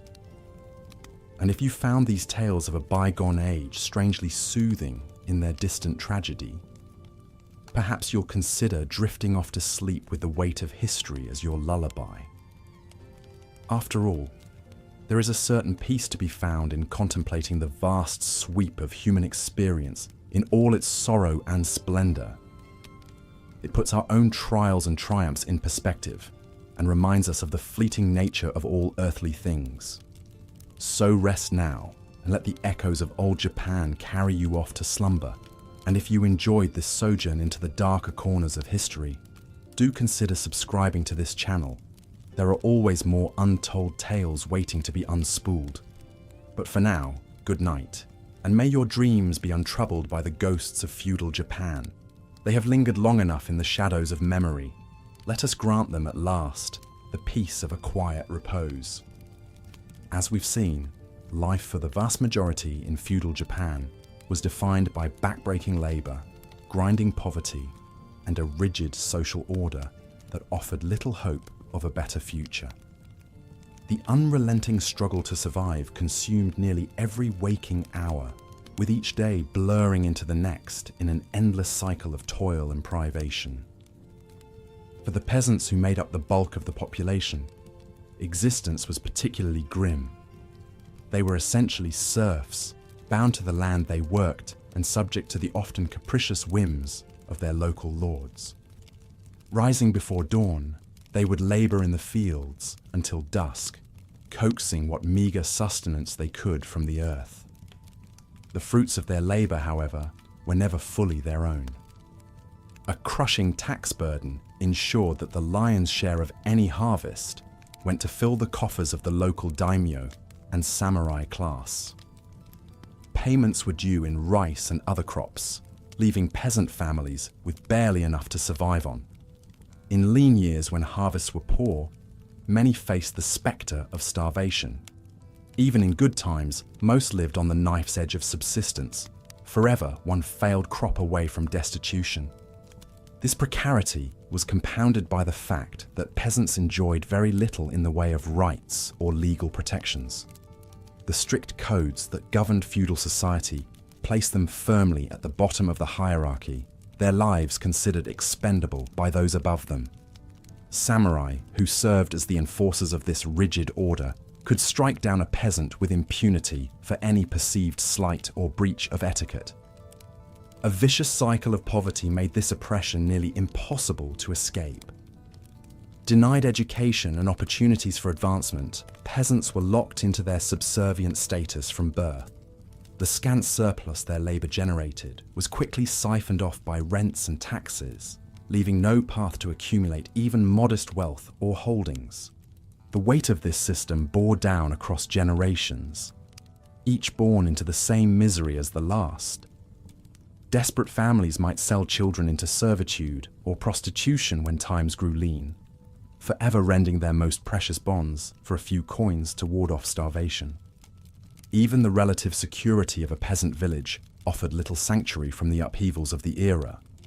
Rival warlords vying for supremacy frequently clashed in the provinces, their armies living off the land as they marched.